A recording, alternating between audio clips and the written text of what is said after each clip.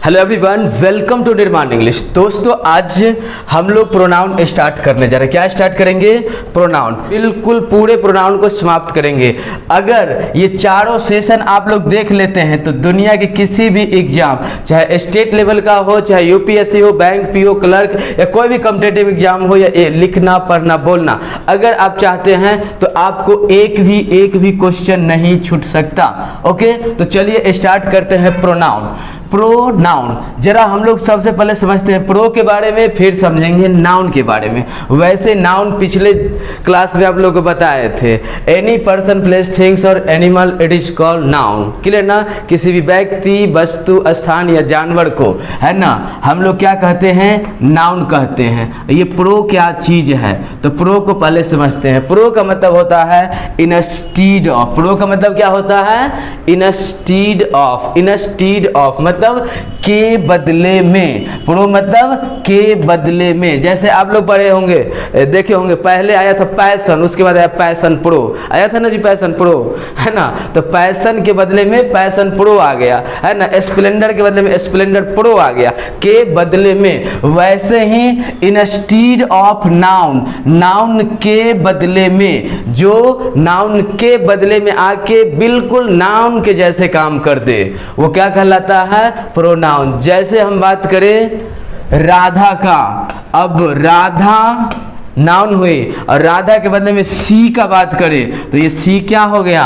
Pronoun हो गया। अगर बात करें राधा और सी का तो दोनों का दोनों चीज सेम होता है, क्योंकि राधा भी थर्ड पर्सन, सी भी थर्ड पर्सन, राधा भी सिंगुलर, सी भी सिंगुलर। क्लियर ना? तो इसलिए ये दोनों में कोई फर्क नहीं होता है। बस नाउन के रिपीटेशन को चेक करने के लिए, क्योंकि देखिए नाम है, नाम व्यक्ति रखने के लिए स्वतंत्र है। अब देखिए क्या है, या मोहनदास करमचंद गांधी, ये सब नाम क्या है? अगर कहेगा Mohandas Karamchand Gandhi is honest man, Mohandas Karamchand Gandhi is an intelligent boy, अगर ये सब बात करें तो लग रहा है उसका गुण का बात हो ही नहीं रहा है, उसका नाम ही इतना बड़ा है। इसीलिए बड़े बड़े नाम को कम करने के लिए हम पूरे मोहनदास करमचंद गांधी के बदले में ही लिख दिए, हो गया प्रोनाउन। ओके जी, तो चलिए यही जो है ना, बड़ा बड़ा नाम को या नाउन के रिपीटेशन से बचने के लिए हम लोग को प्रोनाउन पढ़ना जरूरी पड़ गया।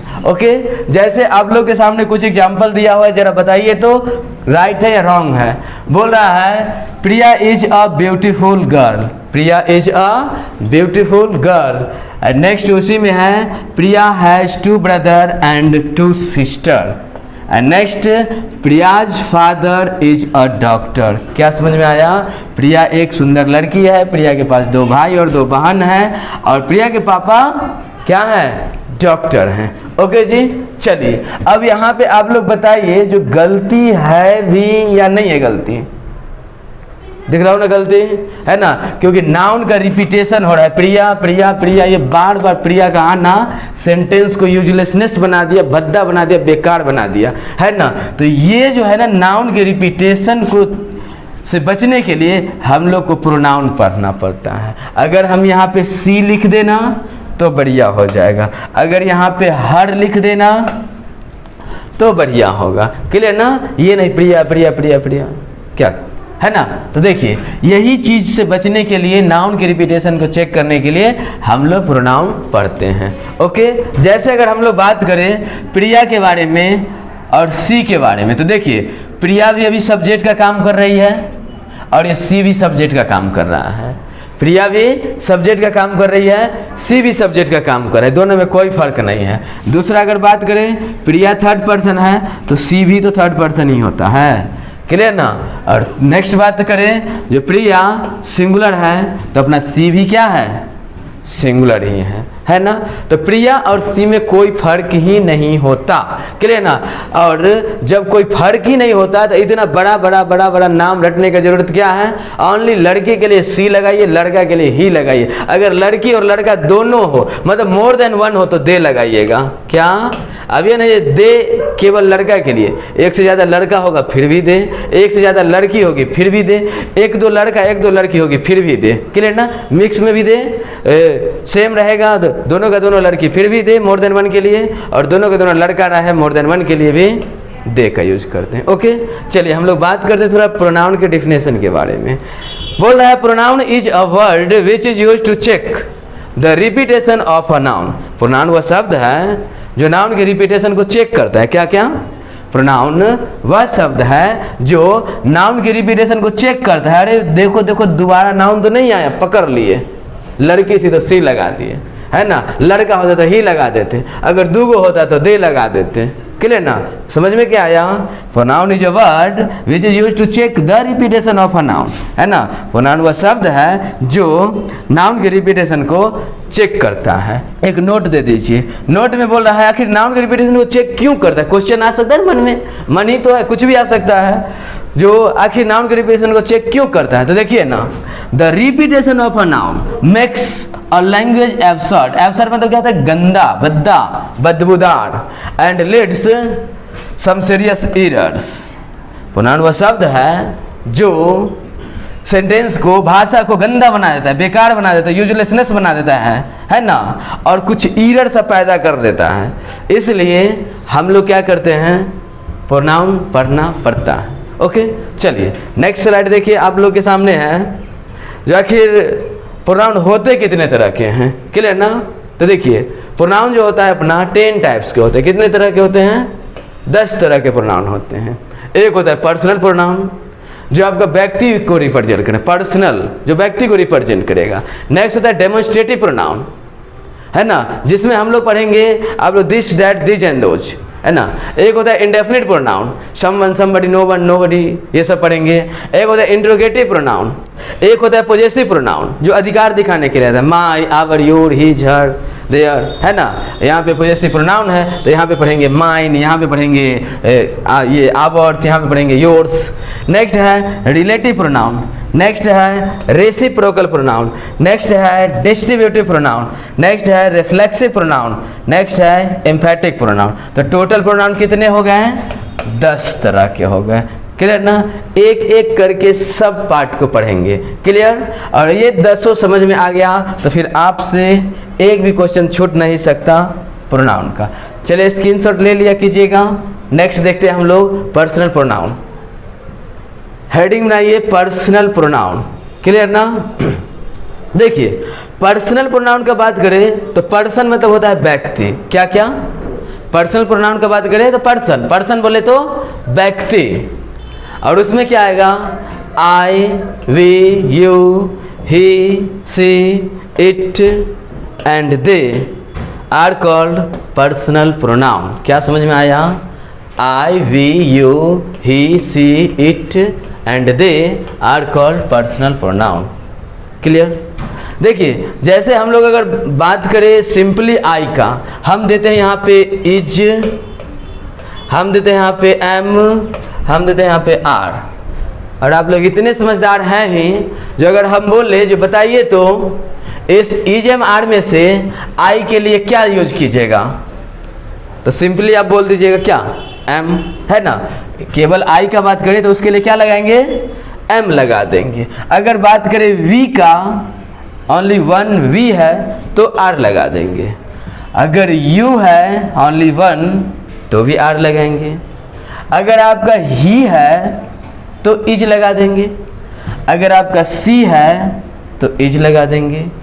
अगर आपका इट है तो इज एम आर में से इज लगा देंगे। अगर आपका सेंटेंस का सब्जेक्ट दे है तो इज एम आर में से आर लगा देंगे। इतना ये नॉर्मल सा बात है, सिंपल सा बात है। जो चलिए कोई भी ना पर्सन ना, अगर आई है तो एम ही लगाएंगे, वी है तो आर ही लगाएंगे, यू है तो आर ही लगाएंगे, ही, सी, इट है तो इज लगाएंगे, और दे है तो हम लोग आर लगाएंगे। क्लियर ना? क्योंकि जो वन पर्सन प्लेस थिंग्स और एनिमल को रिप्रेजेंट करता है उसके लिए हम लोग इज लगाते हैं। आई को रिप्रेजेंट करता है तो एम लगाते हैं, और मोर than one person place things और एनिमल को रिप्रेजेंट करता है तो आर लगाते हैं। ये तो सिंपल सा बात था, लेकिन इतना सिंपल से जीवन कटता नहीं है। यहाँ देखिए आप लोग के सामने कुछ सेंटेंस दिया हुआ है। क्लियर ना? बोल रहा है I, you and he, I, you and he are going to cinema. I, you and he are going to cinema. मैं, आप और वह लड़का कहाँ जा रहे हैं? सिनेमा जा रहे हैं। बोलिए सेंटेंस सही है या गलत है? देखिए ये सेंटेंस अगर सिंपली बात करें तो मोर देन वन पर्सन है, मोर देन वन व्यक्ति, एक से ज़्यादा व्यक्ति सेंटेंस का सब्जेक्ट बन रहा है, और एक से ज़्यादा के लिए आर लगाना अच्छी बात है, सेंटेंस को सही कर सकते थे। बट एक कंडीशन याद रखिएगा, जब एक से ज़्यादा व्यक्ति किसी भी सेंटेंस का सब्जेक्ट बन जाए, क्या क्या, एक से ज़्यादा व्यक्ति कभी भी किसी भी सेंटेंस का सब्जेक्ट बन जाए और वो व्यक्ति सिंपल सा काम करे, क्या क्या, वो व्यक्ति सीधा साधा हो, वो व्यक्ति भोला भाला हो, वो व्यक्ति सोशल वर्कर टाइप का हो, क्लियर ना। तो हम लोग क्या यूज करेंगे, धारा 231, पहले सेकंड पर्सन, फिर थर्ड पर्सन, फिर फर्स्ट पर्सन का यूज करेंगे। अगर बात करें पर्सन के लिए तो यहाँ पे देखिए आपका ये जो है ना आई और वी फर्स्ट पर्सन में आता है, यू आपका सेकंड पर्सन में आता है, और बाकी ये सब थर्ड पर्सन में आता है, क्लियर ना।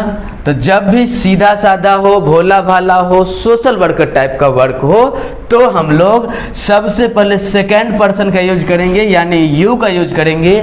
उसके बाद सेंटेंस में जैसा सब्जेक्ट है उस अकॉर्डिंग ही, सी, इट या दे का यूज करेंगे, फिर आई या वी का यूज करेंगे, क्लियर ना। सेंटेंस का नेचर देखना है, सेंटेंस का सेंस देखना है कि क्या वो सेंटेंस सीधा साधा है, भोला भाला है, सोशल वर्कर टाइप का है, सिंगुलर है।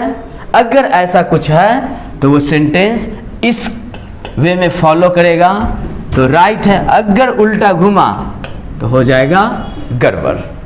ओके, तो देखिए I, you and he are going to cinema, हम, आप और वह लड़का सिनेमा देखने जा रहे हैं। अब सिनेमा देखने जाना कोई गलत बात है? गलत बात नहीं है ना, सामान्य सा बात है। सिनेमा देखने जाना, बहुत लोग सिनेमा देख के बहुत आगे बढ़ गए, अगर गलत होता तो कब का रोक लग गया होता, क्लियर ना। तो सिनेमा देखना अच्छी बात है। तो इसमें हम लोग को लगाना था सेंटेंस में सब्जेक्ट को पहले सेकंड पर्सन को आना था, फिर थर्ड पर्सन आता, फिर फर्स्ट पर्सन आता। बट अगर हम यहाँ देखें तो पगला पहले फर्स्ट पर्सन आ गया, फिर सेकंड पर्सन आया, फिर थर्ड पर्सन आया, जिस वजह से सेंटेंस क्या हो गया, गलत हो गया। ओके, नेक्स्ट देखिए बोल रहा है I, you and he is going to cinema. ये पगला एक से ज्यादा सब्जेक्ट हो गया, कह रहा है हम भी जाएंगे, तुम भी जाओ, वो लड़को जाएगा, तीनों जाएगा सिनेमा देखना। एक से ज्यादा हो गया व्यक्ति कितना हुआ, एक से ज्यादा। अब पगला लगा दिया इज, बोली बर्दाश्त करेंगे नहीं ना। अब आप सोच रहे हैं सर जी देखिए तो बगल में ही है तो ही के लिए इज आ गया, लेकिन केवल ही नहीं ना है। ये देखिए वर्ब आता है किसी भी सेंटेंस में सब्जेक्ट के अकॉर्डिंग, पड़ोसी के अकॉर्डिंग नहीं। पड़ोसी के अकॉर्डिंग तो आप परेशान होते हैं, नहीं जी, पड़ोसी के अकॉर्डिंग नहीं परेशान हो जाता है। यहाँ तो देखना है सब्जेक्ट के बारे में बात करेगा, आखिर सब्जेक्ट कौन है, बात किसके बारे में हो रहा है, केवल आई के बारे में बात हो रहा है, या केवल यू के बारे में बात हो रहा है, या केवल ही के बारे में बात हो रहा है, नहीं ना, तीनों के बारे में बात हो रहा है। तीनों मतलब मोर देन वन पर्सन हो गया, मोर देन वन पर्सन मतलब प्लूरल सब्जेक्ट हो गया, और प्लूरल सब्जेक्ट के लिए इज लगाएंगे, कभी नहीं लगाएंगे, काट दीजिए। तो सेकंड भी अपना रॉन्ग हो गया। नेक्स्ट है यू, ही एंड आई, क्या है, you, he and I am going to cinema. बताइए इसको क्या कीजिएगा, आप लोग बताइए तो। You, he and I am going to cinema, क्या करेंगे, राइट या रॉन्ग? रॉन्ग करेंगे ना, रॉन्ग करेंगे। क्यों? क्योंकि देखिए यहाँ केवल आई के बारे में थोड़ी बात हो रहा है, यहाँ तो यू, ही एंड आई तीनों के बारे में बात हो रहा है। अब एक बात बताइए, सिनेमा हॉल में बैठ गया तीनों, यू, ही एंड आई, और नौकरवा तो ये केवल सेपरेट, ई नौकरवा जो है, हेल्पिंग वर्ब जो है, ई पगला आई के सिवा किसी को जानता ही नहीं है। अब सिनेमा हॉल में तीनों बैठल है, आई छोटका जाके कहते sir cold drink, sir T, sir ये सर वो, दिस डेट पूछ रहा है। अब बगल में मोटू मोटू सब बैठा है, इसको कोई पूछ ही नहीं रहा, कहेगा तोड़ो धो देवो, एकरो धो देवे, जिस कारण सेंटेंस हो गया गड़बड़, है ना। मोर देन वन है तो इसके लिए आर आता, ओनली आई रहता तब एम आता, इसलिए ये सेंटेंस भी रॉन्ग हो गया, क्लियर ना। नेक्स्ट बोला you, he and I, you, he and I are going to cinema. ये कैसा लग रहा है बताइए तो, ये सही लग रहा है ना, क्योंकि सेकंड पर्सन आ गया, फिर थर्ड पर्सन आ गया, फिर फर्स्ट पर्सन आया, एक से ज़्यादा व्यक्ति है, प्लूरल वर्ब लग गया, जैसा ढूंढ रहे थे वैसा मिल गया, है ना। तो क्या हो गया, ये अपना सही हो गया। देखिए तो wrong wrong wrong right, clear.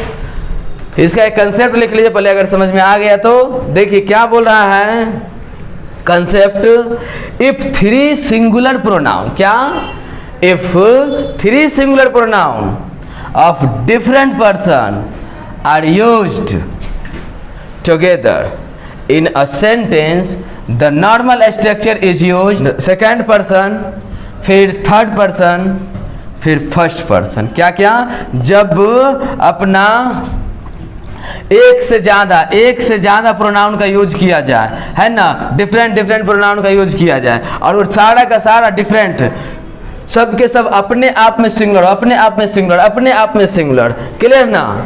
तो नॉर्मल सेंटेंस का बात होगा तो हम लोग करेंगे सेकेंड पर्सन यूज, फिर थर्ड पर्सन यूज, उसके बाद फर्स्ट पर्सन का यूज करेंगे, क्लियर ना। चलिए नेक्स्ट कंसेप्ट देखिएगा। नेक्स्ट कंसेप्ट बोल रहा है, if three pronouns of different person are used together in a sentence but the sense of the sentence is crime, confess of guilt, flaw, the structure is first person, second person, third person is used. बात समझ में आया। हम लोग क्या बात किए, जो एक से ज़्यादा व्यक्ति हो किसी भी सेंटेंस का सब्जेक्ट, और अगर वो सारा का सारा मोर देन वन, जो भी दो हो, चार हो, पांच हो, तीन हो, कोई भी हो, और अगर वो सब का सब अपने आप में सिंगुलर है, क्या, अपने आप में सिंगुलर है, वो सब मिलके सीधा साधा वाला काम कर रहा है, वो सब मिलके सोशल वर्कर सा काम कर रहा है, किसी को कोई परेशानी नहीं पहुंचा रहा है, तो हम लोग पहले सेकेंड पर्सन का यूज करेंगे, फिर थर्ड पर्सन का यूज करेंगे, फिर फर्स्ट पर्सन का यूज करेंगे। लेकिन अगर वो एक से ज़्यादा व्यक्ति किसी भी सेंटेंस का सब्जेक्ट बन जाए और वो व्यक्ति क्राइम करे, वो व्यक्ति अपराध करे, वो व्यक्ति झूठ बोले, इस कंडीशन में पहले फर्स्ट पर्सन, फिर सेकेंड पर्सन, फिर थर्ड पर्सन का यूज करेंगे। अगर ऐसे चलेंगे तो ठीक है, ऐसे चलेंगे तो ठीक है, अगर ऐसे चले तो गड़बड़, अगर ऐसे चले तो गड़बड़ है, क्लियर ना। जरा समझते हैं इसको और अच्छे से। एक बात बताइए, आप जो हैं व्यक्ति हैं, ये ट्रेन है, क्या है, ये ट्रेन है, ट्रेन। अब ट्रेन में क्या है, आप बैठने के लिए जा रहे हैं, एक और व्यक्ति, फर्स्ट पर्सन, सेकेंड पर्सन और थर्ड पर्सन, तीन पर्सन है, फर्स्ट, सेकेंड और थर्ड, तीनों को जाना है, सफ़र करना है, जाना है कहीं दिल्ली, है ना। अगर आपका नेचर, आप फर्स्ट पर्सन, आपका नेचर अगर सीधा साधा है, भोला भाला है, आप अगर सोशल वर्कर टाइप के हैं, और अगर आप अकेले हैं, बीवी बच्चा साथ में नहीं है, तो आप भी गेट पे और ये भी गेट पे, तो क्या कहिएगा, पहले आप कि पहले हम, बोलिए, पहले आप कि पहले हम। अपना पहले नेचर याद कीजिए, आप सोशल वर्कर टाइप के हैं, आप सीधे साधे हैं, आप भोले भाले हैं, बीवी बच्चा नहीं है साथ में। अगर बीवी बच्चा है तो बीवियों के डरे लोग घुस जाता है हम पहले, नहीं तो हमारे मैडम कम से कम, है ना। लेकिन ये व्यक्ति का नेचर है सीधा साधा, भोला भाला, सोशल वर्कर टाइप का, तो क्या कहेगा, पहले आप या पहले हम। पहले आप ना नेचुरली निकल जाता, पहले आप, तो पहले चला गया आप, सेकेंड पर्सन पहले डिब्बा में बैठ गया। अब देखिए एक व्यक्ति है जो पीछे रोते हुए आ रहा है, बाप रे ट्रेन छूट गई, टिकट कटे वाले थे 1 महीना से, है ना, गाड़ी धीरे धीरे खुलने लगा। अगर आपका नेचर है सीधा साधा, भोला भाला, सोशल वर्कर टाइप का, अकेले हैं, तो एक इग्नोर करके घुस जाइएगा कि एक हाथ पकड़ के डाल दीजिएगा, डाल देंगे ना। तो उसके बाद थर्ड पर्सन, तो यो बेचारा चला गया अंदर, अब बचा ई, तब जाएगा। देखिए, तो पहले हम लोग सेकेंड पर्सन, फिर थर्ड पर्सन, फिर फर्स्ट पर्सन। लेकिन अगर आप कभी ऐसा मौसम आ जाए जो आप चोरी करके भाग रहे हो, चोरी करके, अपराध करके, कोई के साथ गलत काम करके भाग रहे हैं, पीछे पुलिस पड़ा हुआ है। अब इस कंडीशन में गेट पर जाएगा, क्या कहिएगा? पहले आप कि पहले हम? बोलिए, पहले हम ना। अब चोरी करके अब आ रहे हैं, भाग रहे हैं, हजारों लोग डंडे ले पकड़ पकड़ पकड़। अब इस कंडीशन में पहले आप कि पहले हम? पहले हम। तो पहले जाएगा फर्स्ट पर्सन, चला गया अंदर। अब कौन है जो गेट पर है? वो जाएगा सेकंड पर्सन। उसके बाद कौन जाएगा? Third person. समझ में आया? तो अगर चोरी डकैती अपराध क्राइम का बात होगा तो 1 2 3, और अगर सीधा साधा भोला वाला सोशल वर्कर टाइप हुआ तो 2 3 1। याद रहेगा? चलिए कुछ एग्जाम्पल है, देखिए तो। बोले I, you and he have done this work. हम, आप और वह लड़का तीनों मिल के काम को खत्म किए। बोलिए सही है कि गलत है? गलती है ना? गलती, गलती होने का वजह क्या है? देखिए, काम खत्म करना अच्छी बात है, बुरी बात है? अच्छी बात है। और अच्छी बात में 1 2 3 लगाना गलत बात है ना? क्योंकि अभी पढ़े थे हम लोग, सोशल वर्कर टाइप का हो, भोला भाला हो, सीधा साधा हो, तो हम लोग 201 करते, 2 3 1 करते। ये सिस्टम में से नहीं आया, काट देंगे, बर्दाश्त नहीं कर पाएंगे। नेक्स्ट बोला you, he and I have done this work. क्या करें इसको? सही हो जाएगा। पहले सेकंड पर्सन आ गया, फिर थर्ड पर्सन, फिर फर्स्ट पर्सन, ये सेंटेंस राइट हो गया। नेक्स्ट बोल रहा है I, you and he have done this crime. हम, आप और वह हैव डन दिस क्राइम। क्या करेंगे? राइट या रॉन्ग? रॉन्ग करेंगे, राइट करेंगे, सही करेंगे, है ना? क्योंकि क्राइम करके आए हैं, अपराध करके आए हैं, क्योंकि उड़ा के आए हैं, पुलिस पीछे पड़ा हुआ है, अभी दौड़ के घुस जाएगा और अंदर सीट के तौर में घुस जाएगा नहीं। अब इस कंडीशन में पहले फर्स्ट पर्सन, फिर सेकंड पर्सन, फिर थर्ड पर्सन, अब जाके सेंटेंस सही होगा। क्लियर ना? नेक्स्ट कुछ और कंसेप्ट देखते हैं हम लोग। नेक्स्ट कंसेप्ट क्या बोल रहा है? In the case of plural और मिक्सचर। कभी कभी क्या होता है ना, सारा का सारा सब्जेक्ट प्लूरल आ जाए, सारा का सारा सब्जेक्ट प्लूरल आ जाए, 2 हो, 3 हो, 4 हो, जो सब का सब प्लूरल आ जाए। कभी कभी कुछ प्लूरल कुछ सिंगुलर आ जाए। तो ये दोनों कंडीशन में भी हम लोग 1 2 3, बस समझ में आया? सबका सब प्लूरल होगा तब भी फर्स्ट सेकंड थर्ड का यूज करेंगे। कुछ प्लूरल कुछ सिंगुलर होगा फिर भी फर्स्ट सेकंड थर्ड का यूज करेंगे। क्राइम करके आएगा फिर भी फर्स्ट सेकंड थर्ड का यूज करेंगे। क्लियर ना? बस एक कंडीशन में सेकंड थर्ड फर्स्ट का यूज करेंगे, जब सीधा साधा हो, भोला भाला हो, सोशल वर्कर टाइप का हो और सब के सब सिंगुलर हो। तो देखिए यहाँ पे सेंटेंस बोला we, you and they are coming. We, you and they are coming. क्या करेंगे? इसको राइट करेंगे, सही करेंगे। क्लियर ना? नेक्स्ट आप लोग का बोल रहा है we, you and he are going. सही करेंगे। क्यों सही करेंगे? क्योंकि देखिए यहाँ पर पूरा का पूरा प्लूरल है, यहाँ पे कुछ प्लूरल है, कुछ प्लूरल है, कुछ सिंगुलर है ना? अब इसका सिंगुलर प्लूरल पता नहीं चला, क्योंकि यू सिंगुलर भी होता है, प्लूरल भी होता है। जैसा पूरा पड़ोसी वैसा ये अपना काम करेगा। तो यू आपका हो गया मिक्स के में आ गया, यू आपका हो गया सिंगुलर या प्लूरल, और ये तो सिंगुलर है ही, जिस कारण हम लोग इसको मिक्स में रखेंगे। और मिक्स वाला भी पहले सेकेंड पर्सन लेता है, और मिक्स वाला भी पहले फर्स्ट पर्सन लेता है, फिर सेकेंड पर्सन, फिर थर्ड पर्सन लेता है। ओके जी, चलिए अब हम लोग एक और कंसेप्ट के बारे में बात करेंगे। जैसे देखिए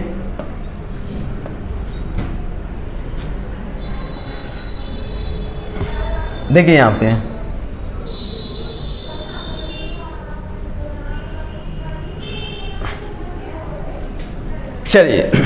चलिए नेक्स्ट कंसेप्ट आप लोग को है, सिंपल सा बात है। जो आप आई जो होता है ना, आई का अगर पॉजेसिव प्रोनाउन का बात करें, पॉजेसिव एडजेक्टिव का बात करें, है ना, आई पे अगर अधिकार दिखाने का बात करें, है ना, तो आई का पॉजेसिव माई होता है। आई का पॉजेसिव क्या होता है? माई होता है। क्लियर ना? आई का पॉजेसिव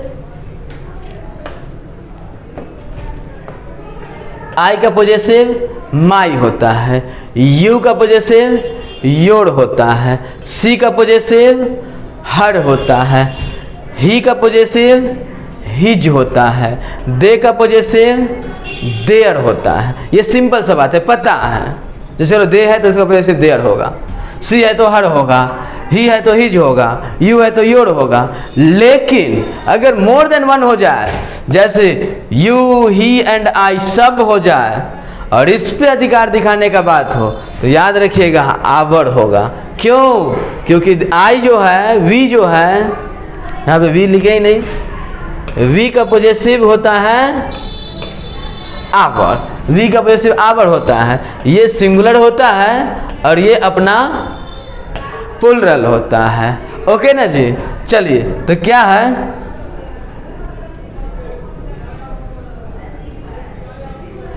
ये बच्ची से इधर सुन तो कहे तो अरे क्लासों के टाइम हो गया, रहने दो। तो क्या है, यू ही एंड आई है, तो इसका क्या हो जाएगा, आवर हो जाएगा। नेक्स्ट यू ही है, यू और ही है, तो यहाँ पे योर हो जाएगा। अगर यहाँ पे क्या है, योर हो जाएगा। क्यों होगा पता है? अगर आपको सब्जेक्ट पे अधिकार दिखाना, अगर सब्जेक्ट पे अधिकार दिखाना है और सब्जेक्ट मोर देन वन हो और उसमें फर्स्ट पर्सन आ जाए, तो आवर लगाइएगा।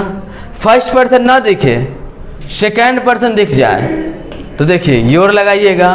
अगर सेकेंड पर्सन भी ना दिखे, फर्स्ट पर्सन भी ना दिखे, ओनली थर्ड पर्सन दिखे और मोर देन वन है, तो देयर लगाइएगा। क्योंकि ओनली ही के लिए तो हिज पता है, ओनली सी के लिए हर पता है, लेकिन मोर देन वन हो जाए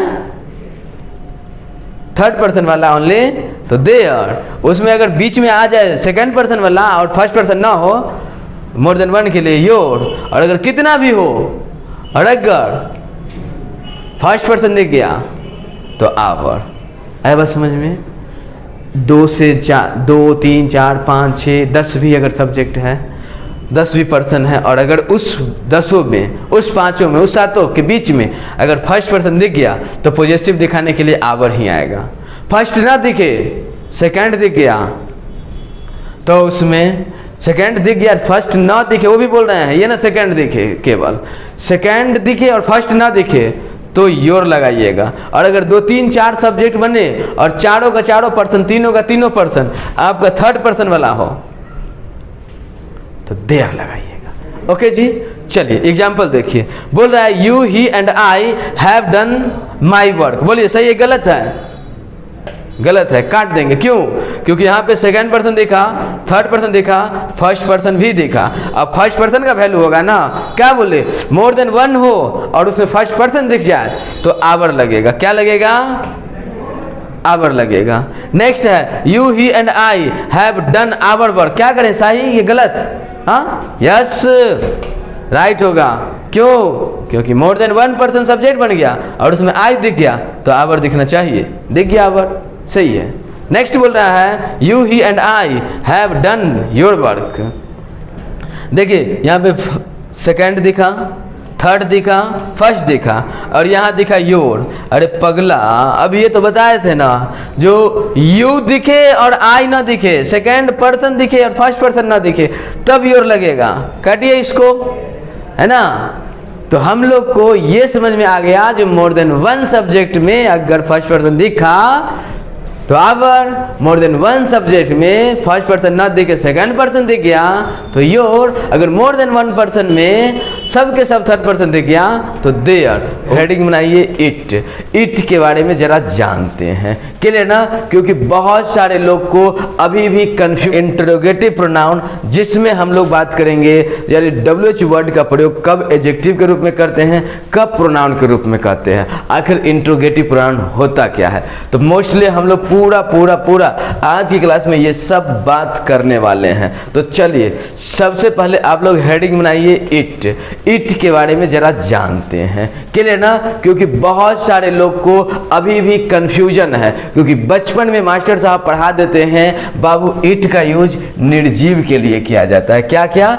इट का यूज निर्जीव के लिए किया जाता है। गलत बात। ओके जी, आप लोग इट का यूज निर्जीव के लिए नहीं, जैसे बता रहे हैं वैसे कीजिएगा। देखिए अगर हम बात करें दिस का, ओके जी, हम बात करें दिस का और बात करें इट का, तो ध्यान दीजिएगा ये दोनों का हिंदी होता है यह। दिस मतलब ही यह होता है और इट मतलब भी यह होता है। क्लियर ना? जरा आप ही बताइए, कभी ऐसा बोले हैं जो यह एक टेबल है, इट इज अ टेबल? नहीं बोले हैं। क्या बोलते हैं? This is a table. Clear ना? क्योंकि दिस जो होता है वो सब्जेक्ट का काम करता है और इट जो होता है वो प्रोनाउन का काम करता है। क्लियर ना? बताइए, तो ये तो टेबल था। अगर हम बोले गाय के बारे में, यह एक गाय है और ये काली है ना? तो गाय है, काली है, दो बात बता रहे हैं। तो यह एक गाय है तो this is a cow, it is black. क्या क्या? हाँ, दिस आया सेंटेंस को स्टार्ट करने के लिए, दिस आया सब्जेक्ट के रूप में और इट जो आया वो प्रोनाउन के रूप में आया। जैसे प्रिया सेंटेंस को स्टार्ट करने के लिए आती है। जैसे Priya is a girl, she is beautiful. Clear ना? तो सी जो है प्रोनाउन हुआ, उसी तरह दिस तो सब्जेक्ट हुआ और इट आपका क्या हुआ? प्रोनाउन हुआ। याद रहेगा, जो इट प्रोनाउन। तो आज के बाद कभी आप लोग गलती से भी ऐसा तो नहीं बोलेंगे जो इट निर्जीव के लिए, नहीं, सजीव के लिए भी करेंगे, निर्जीव के लिए भी करेंगे। कंडीशन है प्रोनाउन के रूप में। ओके जी, चलिए। तो इसका मतलब, और एक बात याद रखिएगा, दिस होता है सिंगुलर और अपने साथ वर्ब भी लेता है सिंगुलर, और वही काम इट का भी है। ये भी होता है सिंगुलर और अपने साथ वर्ब भी लेता है सिंगुलर। ओके, तो चलिए, जैसे देखिए एग्जाम्पल आप लोग के सामने बोल रहा है, this is a cow, it is black. This is a cow, it is black. बात तो किए हम लोग सजीव का, बात तो किए हम लोग एक्टिव का, लेकिन जब दूसरा बार यूज करना हुआ तो उसके लिए हम लोग इट का यूज कर लिए, प्रोनाउन का यूज कर लिए।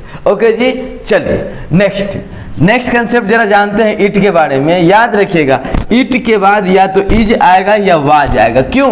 क्योंकि हम लोग को पता है इट होता है सिंगुलर, अपने साथ वाव भी लेता है सिंगुलर। ओके जी, तो यहाँ पे क्या है, इट के बाद या तो इज या वाज, उसके बाद नाउन भी आ सकता है या प्रोनाउन भी आ सकता है। क्योंकि आप लोग को पता है किसी भी सेंटेंस का सब्जेक्ट नाउन और प्रोनाउन दोनों बन सकता है। ओके जी, तो सब्जेक्ट के रूप में आप लोग का नाउन भी आ सकता है, प्रोनाउन भी आ सकता है। उसके बाद हु या दैट, और अगर ये नाउन या प्रोनाउन सिंगुलर होगा तो हैज लगाइएगा, अगर ये नाउन और प्रोनाउन प्लूरल होगा तो हैव लगाइएगा। और उसके बाद B3, अगर बात हो प्रेजेंट का तो क्या क्या जी, अगर प्रेजेंट का बात हो तो आप लोग लगाइएगा हैज हैव प्लस B3, या फिर पास्ट का बात होगा तो हैड प्लस B3 का यूज करेंगे। बोलिए, इतना बात समझ में आया? सिंपल सा बात था। बोल रहा है इट के बाद भैया या इज या वाज लगाना, उसके बाद नाउन या प्रोनाउन आ सकता है। हु या दैट से जुड़ के अगला जो क्लाउज होगा वो प्रेजेंट का होगा तो हैज या हैव लगाइएगा, अगर पास्ट का होगा तो हैड लगाइएगा। ओके जी, चलिए जैसे देखिए एग्जांपल बोल रहा है it is you who have done this work, it is you who have done this work. अब यू है, यहाँ पे क्या बात की है, हु दैट से पहले वाले सब्जेक्ट के अकॉर्डिंग वर्ब आएगा। तो हु और दैट से पहले वाला सेंटेंस जो था, पहले वाला जो वर्ड है वो यू है, और यू होता है सेकंड पर्सन, और ये ऑलवेज प्लूरल होता है और वर्ब भी अपने साथ प्लूरल लेता है। तो देखिए यू के लिए हम लोग हैज लगाएंगे या हैव लगाएंगे, हैव लगाएंगे। ओके जी, और have done this crime, right हो गया, सही हो गया। नेक्स्ट सेंटेंस बोल रहा है it is I who has completed this work. अब देखिए ये जो आई है अपना ना, ये आई पगला दिखने में छोटू लगता है, क्या क्या, आई दिखने में छोटू लगता है, but I always always always always always अपने साथ प्लूरल वर्ब लेता है। क्या लेता है जी? प्लूरल वर्ब लेता है। बस एक बार सिंगुलर वर्ब लिया था जिसका नाम वॉज था, ओके जी, तो आई जो है singular, but always always always plural होकर जैसे काम करता है और वह भी प्लूरल लेता है। बस एक बार सिंगुलर के जैसे काम करके वर्ब सिंगुलर लिया, वो पास्ट में वॉज के साथ, बाकी कभी सिंगुलर वर्ब नहीं लेता। ओके जी, तो बताइए हैज तो अपना है सिंगुलर है, आई के साथ तो नहीं आएगा, इसीलिए सेंटेंस रॉन्ग हो जाएगा। हाँ, अगर यहाँ पे हैव होता ना तो सही हो जाता। ओके जी, नेक्स्ट बोल रहा है it is I who have completed this work. Right हो गया ना, सही हो गया, क्योंकि आई जो है प्लूरल वर्ब लेता है, आई जो है अपने लिए प्लूरल वर्ब लेता है, प्लूरल वर्ब आया, सेंटेंस राइट हो गया। ओके, चलिए नेक्स्ट देखिए, नेक्स्ट कंसेप्ट बोल रहा है इट प्लस इजी आवाज plus time. It plus easy आवाज प्लस टाइम, उसके बाद आवर हो सकता है, डे हो सकता है, मंथ हो सकता है, ईयर हो सकता है, इंसिडेंट हो सकता है, एक्सीडेंट हो सकता है ना। उसके बाद आपका नेचुरल इवेंट्स हो सकता है, डिजास्टर हो सकता है, कुछ भी हो सकता है अगर आपका इट के बाद इजी आवाज प्लस टाइम हो तो। ओके जी, चलिए तो आज हम लोग थोड़ा सा इसके टाइम के बारे में बात करते हैं, क्योंकि हमें लगता है जो आप लोग को टाइम देखने आता होगा। क्या आप लोग को टाइम देखने आता होगा? अगर टाइम देखने आता है तो एक बात बताइए, हम आप लोग से पूछ रहे हैं कुछ हिंदी और आप उस टाइम को बता दीजिए इंग्लिश में, देखते हैं कितने लोग बता पा रहे हैं। चलिए हम बोल रहे हैं 5:10 हुआ है, 5:10 हुआ है, 5:10 हुआ है। इस बात को इंग्लिश में बताइए, 5:10 हुआ है। बोलिए, देखिए समझने के लिए थोड़ा सा ध्यान दीजिए। ये आपके सामने एक बढ़िया सा घड़ी है, वॉच है। हर एक वॉच में यहाँ पे बजता है 12, यहाँ पे 6, यहाँ 3 एंड 9। ओके जी, और ये छोटू छोटू छोटू छोटू छोटू छोटू छोटू छोटू। ओके, हम बताना चाह रहे हैं 5:10 हुआ है, 5:10 हुआ है, यही है ना, 5:10 हुआ है। याद रखिएगा एक बात, आज के बाद आपको कोई भी पूछे भैया घड़ी का टाइम बताइए क्या हुआ है, आप टेंशन वेंशन नहीं लीजिएगा, सीधे बोलिएगा क्या था वहां पे, इट था। अब हुआ है होगा तो आप लोग कहिएगा, हुआ है के लिए आप लोग क्या कहिएगा पता है, इज लगाइएगा, और हुआ था के लिए आप क्या कीजिएगा, वॉज लगाइएगा। ओके जी, हुआ है के लिए इज और हुआ था के लिए वॉज। ओके, क्लियर है? अब जब भी बजने का बात हो तो पहले लिखिएगा इट, क्या क्या, सबसे पहले लिखिएगा इट, और हुआ है तो इज, इट इज। अब कितना, जब भी कोई भी सेंटेंस कोई भी टाइम से आगे का बात हो, और आगे का बात हो ना, आगे का बात हो तो आप लोग पास्ट का यूज कीजिएगा।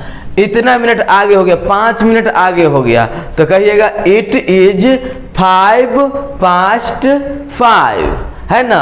अगर 10 मिनट आगे हुआ है तो इट इज 10 past 5। अगर 20 मिनट आगे हुआ है तो इट इज 20 past 5। ओके जी, ऐसे करके हम लोग यूज करेंगे, इट इज 20 past 5। अगर यहां पे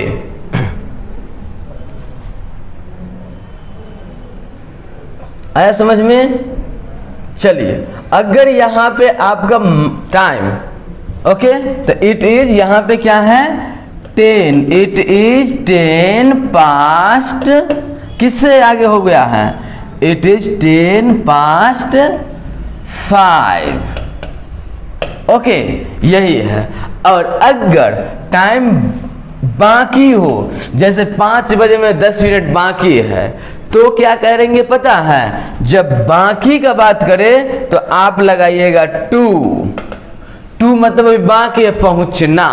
कहीं भी पहुंचने के लिए हम लोग टू का यूज करते हैं। जैसे मार्केट पहुंचता है तो बोलते हैं टू मार्केट, दिल्ली जाना है तो टू दिल्ली, अमेरिका जाना है तो टू अमेरिका। वैसे ही अगर 12 के पास जाना है तो टू का यूज करते हैं। मतलब टू मतलब जाना बाकी है, पास्ट मतलब पास हो चुके हैं। ओके जी, तो यहाँ पे 5 बजे में 5 बज के 10 मिनट हुआ है, तो क्या बोले? It is 10 past 5। बट यहीं पे रहता 5 बजने में 10 मिनट बाकी है, तो क्या करते पता है?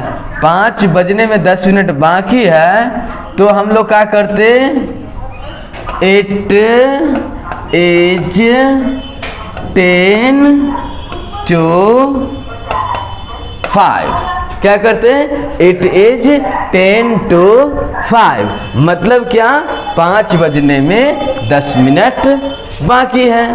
ओके जी, चलिए, तो अब आप लोग को ये कंसेप्ट क्लियर हो गया होगा।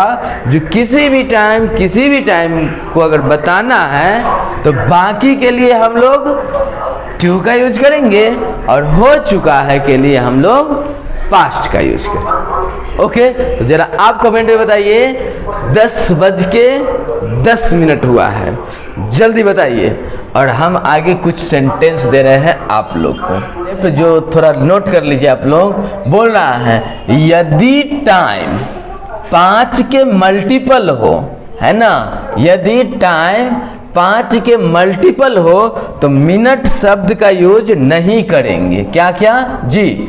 यदि टाइम 5 के मल्टीपल है तो मिनट शब्द का यूज नहीं करेंगे। जैसे 5 बज के 5 मिनट हुआ है तो नहीं करेंगे, 5 बज के 10 मिनट हुआ है नहीं करेंगे, या फिर 7 बज के 10 मिनट हुआ है तो नहीं करेंगे, 7 बज के 15 मिनट हुआ है तो नहीं करेंगे, 7 बज के 20 मिनट हुआ है नहीं करेंगे, 7 बज के 25 मिनट हुआ है नहीं करेंगे। मतलब 5, 10, 15, 20, 25, 30, 35 ऐसा कुछ 5 के मल्टीपल हो तो मिनट वर्ड का यूज नहीं करें। क्लियर ना? तो जैसे देखिए यहाँ पे, और दूसरा कंसेप्ट बोल रहा है यदि टाइम 5 के मल्टीपल ना हो तो मिनट वर्ड का यूज करेंगे।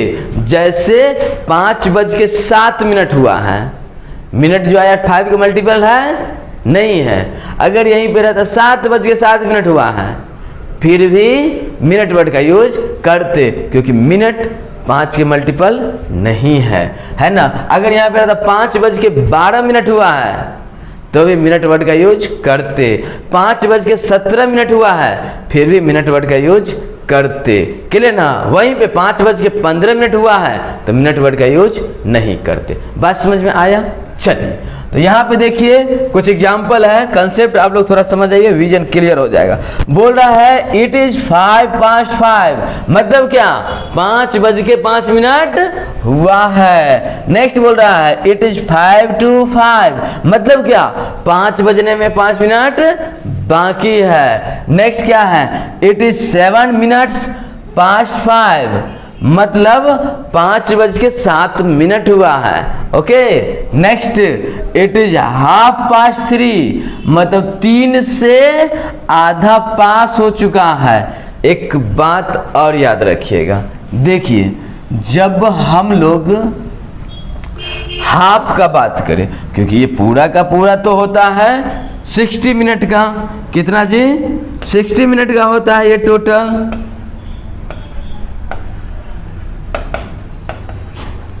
60 मिनट्स को हम लोग लिख सकते हैं आवर।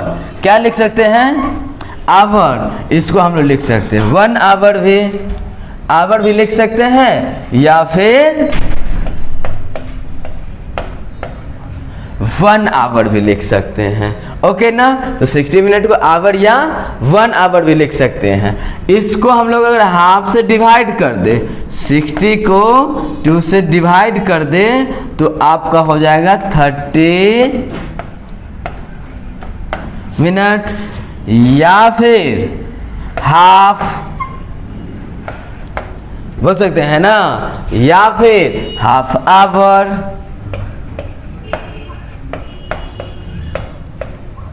कुछ भी लिख सकते हैं। ओके जी। कभी कभी क्या होता है, आपका ये 60 को हम लोग 4 से डिवाइड कर देते हैं और ये हो जाता है 15 मिनट्स। अब इसको हम लोग क्वार्टर भी लिख सकते हैं। 1/4 पार्ट को हम लोग क्या लिखते हैं, क्वार्टर लिखते हैं। क्लियर ना। तो 1/4 हो, 15 मिनट का बात हो तो हम लोग 15 मिनट भी लिख सकते हैं, क्वार्टर भी लिख सकते हैं। क्वार्टर लिखना ज़्यादा बढ़िया होगा, 30 मिनट से बढ़िया होगा हाफ लिखना या हाफ आवर लिखना। ओके जी। तो चलिए, जैसे अभी एक सेंटेंस आप लोग के सामने था, बोल रहा था इट इज 3:30, मतलब 3 से आधा पास हो चुका है, मतलब 3:30 बज गया। ओके। Next, it is 3:45, 4:45। अब क्वार्टर बाकी है, 2 मतलब बाकी है, पास्ट मतलब हो चुका है, तो 4 बजने में क्वार्टर बाकी है, मतलब 15 मिनट बाकी है। तो इसका हिंदी क्या हुआ, 4 बजने में 15 मिनट बाकी है या 3:45 बजा है। ओके जी। तो आज के बाद अगर कोई पूछेगा बताइए कितना टाइम हो रहा है, और अगर उस समय 3:45 बज रहा है तो क्या बोलिएगा, इट इज 4:45। ओके जी। नेक्स्ट बोल रहा है it is 11 minutes past 5, it is 11 minutes past 5, 5:11 हुआ है, 5:11 हुआ है, मतलब 11 मिनट पास हो चुका है 5 से।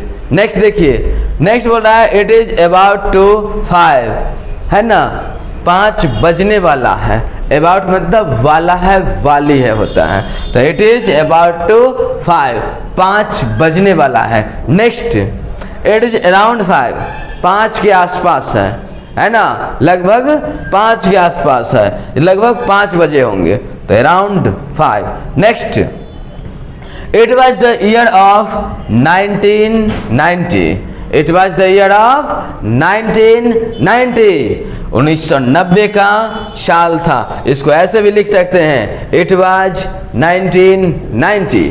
दोनों सही, ये भी सही, ये भी सही, ज़्यादा बढ़िया ये। अब आप पे डिपेंड करता है कौन सा यूज करना चाहते हैं। नेक्स्ट बोल रहा है इट वॉज रेनिंग, बारिश हो रही थी, बारिश हो रही थी। नेक्स्ट है it was the dark night, it was the dark night, अंधेरी रात थी।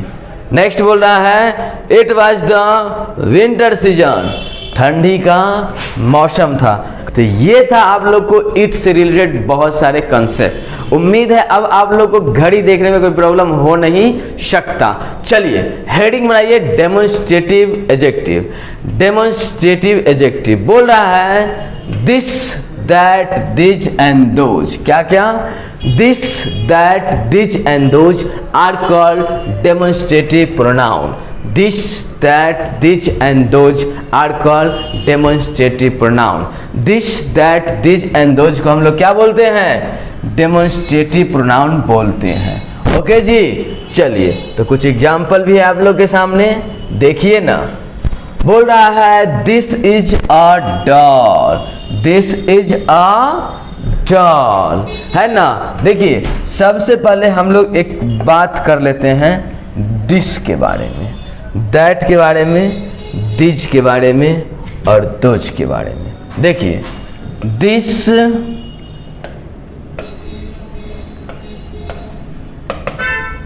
दैट,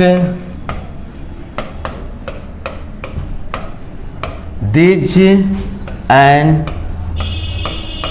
दोज, ये सब के बाद नाउन अगर आए तो आप इस this, that, this and those को बोलिएगा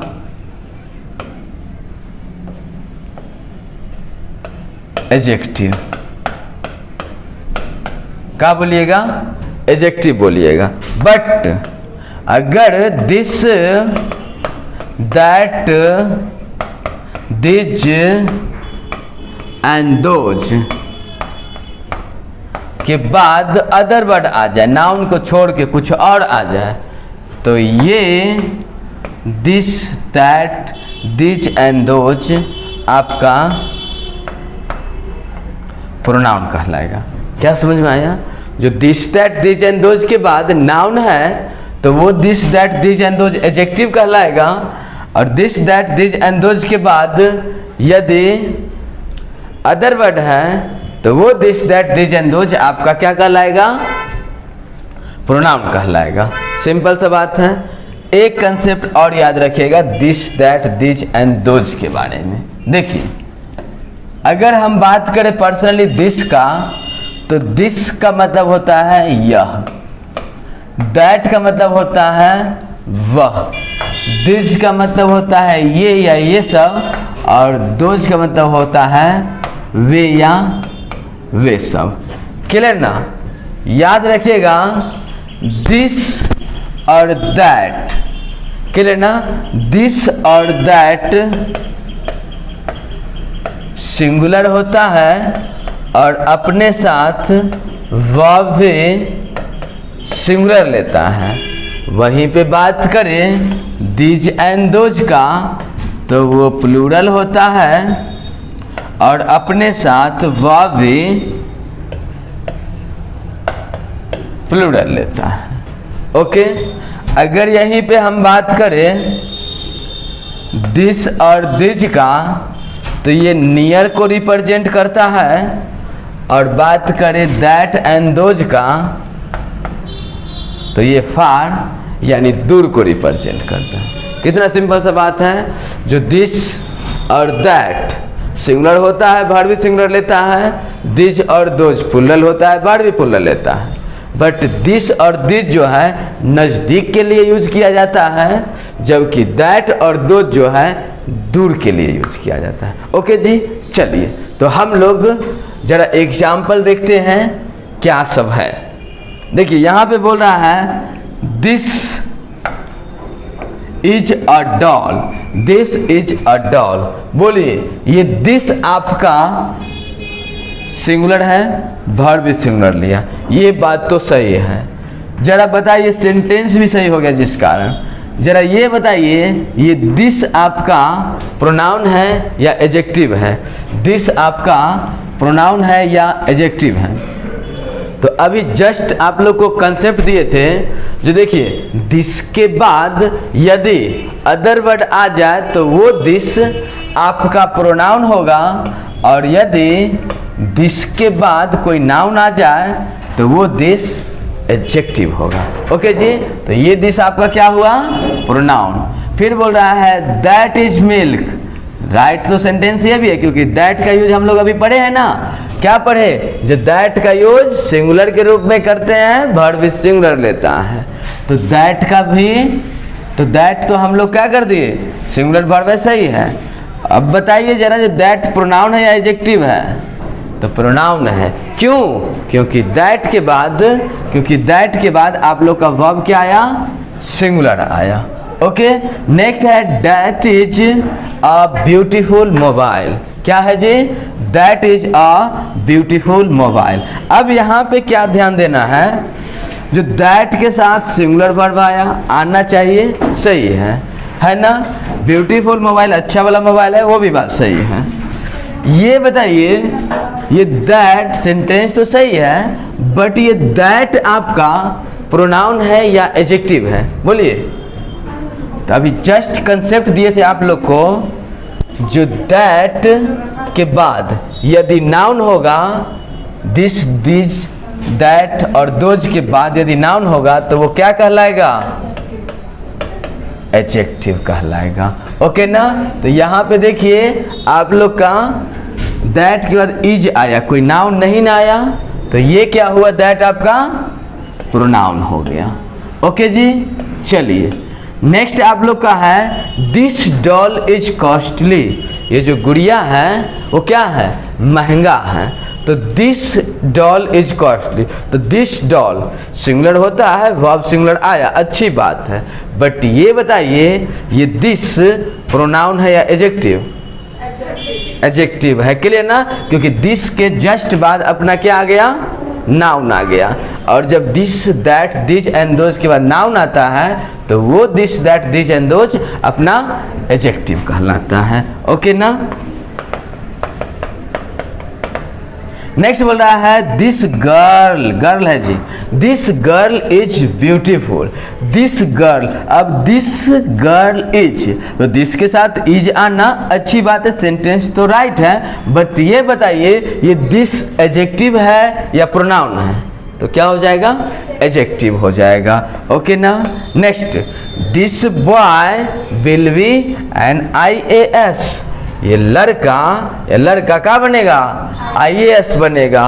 तो दिस बॉय के साथ विल आ गया, विल के साथ बी आ गया, क्योंकि आप लोग को पता है ना after model V1 is use, और बी जो होता है अपना V1 होता है। ओके जी, तो क्या हो जाएगा? सेंटेंस तो राइट हो जाएगा। बट अगर हम बात करें ये दिस का, तो ये दिस आप लोग का एडजेक्टिव है। नेक्स्ट दिज आर गर्ल्स, अब दिज प्लूरल के लिए आता है, नियर के लिए आता है, प्लूरल वर्ब लेता है, सही है, सही है, सही है। बट ये दिज आपका प्रोनाउन है। ओके, क्यों? क्योंकि दिज के बाद आपका नाउन नहीं कुछ और है।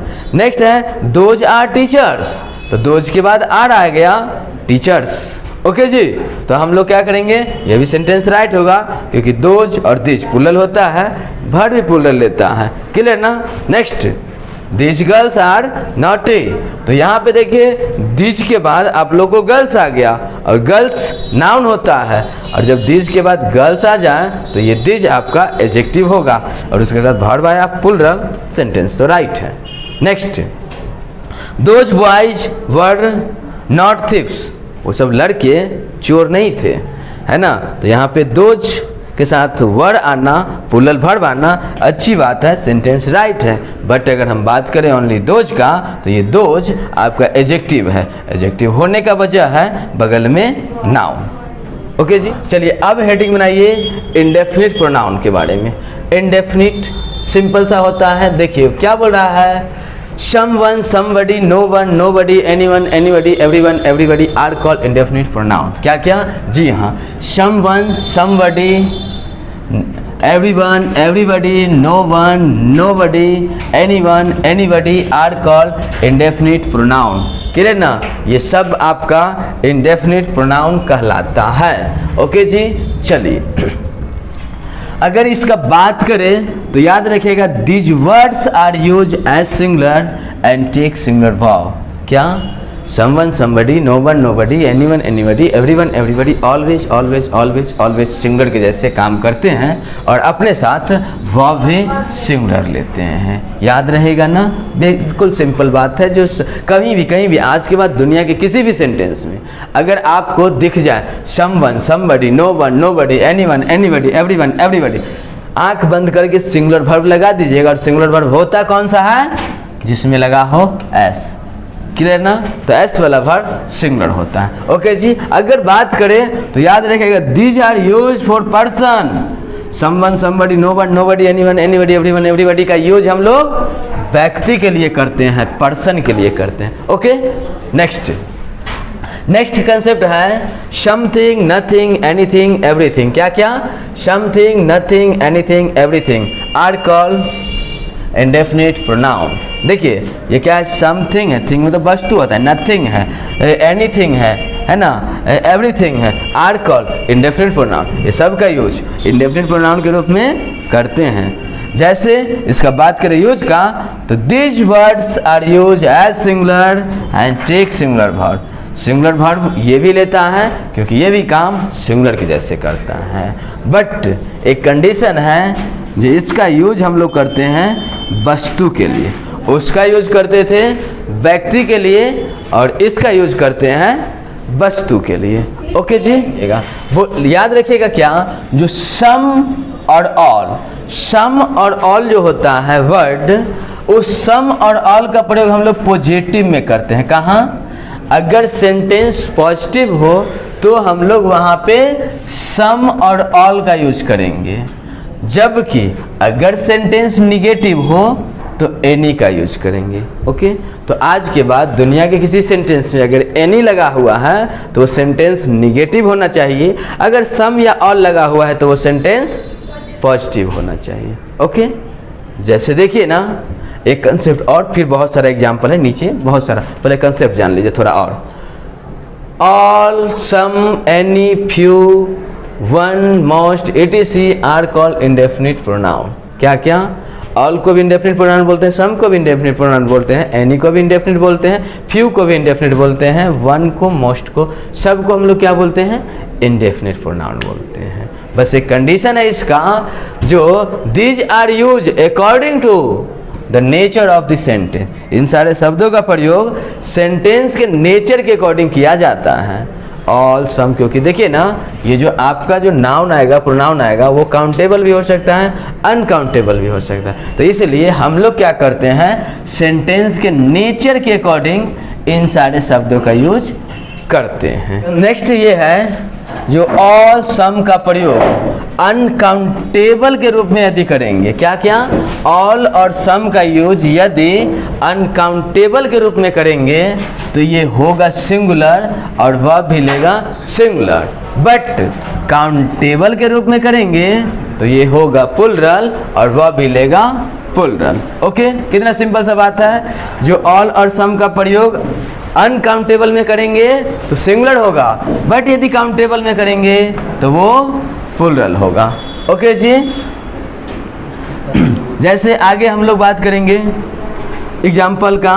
एग्जाम्पल बोल रहा है someone is waiting for you, someone is waiting for you. बताइए सेंटेंस सही है या गलत है? Someone is waiting for you क्या है? सही है ना, क्योंकि आप लोग को पता है समवन का यूज हम लोग सिंगुलर के रूप में करते हैं, इसके साथ वर्ब सिंगुलर आया, सही है, क्लियर ना। नेक्स्ट बोल रहा है someone are waiting for you, ये तो सही था बट ये गलत हो गया। गलत होने का वजह क्या है? प्लुरल वर्ब आ गया। बट हम लोग को क्या पता है, जो someone, somebody, no one, nobody, anyone, anybody, everyone, everybody, something, nothing, anything, everything, always, always, always singular के जैसे यूज होता है वह भी लेता है सिंगुलर। यहाँ पे प्लुरल वर्ब आ गया, हम लोग बर्दाश्त कर नहीं पाए। ठीक है, नेक्स्ट बोल रहा है somebody have stolen my purse। बोलिए इसको, सेंटेंस को सही कर दिए कितने लोग? somebody have stolen my purse गलत है।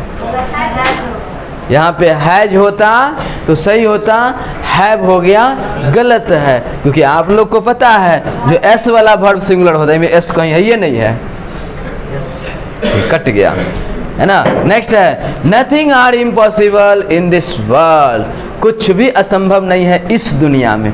बोलिए इसको कितने लोग सही कर दिए? गलत कर दिए, गलत होगा। क्यों? क्योंकि यहाँ पे नथिंग के बाद प्लुरल वर्ब बर्दाश्त कर नहीं सकते।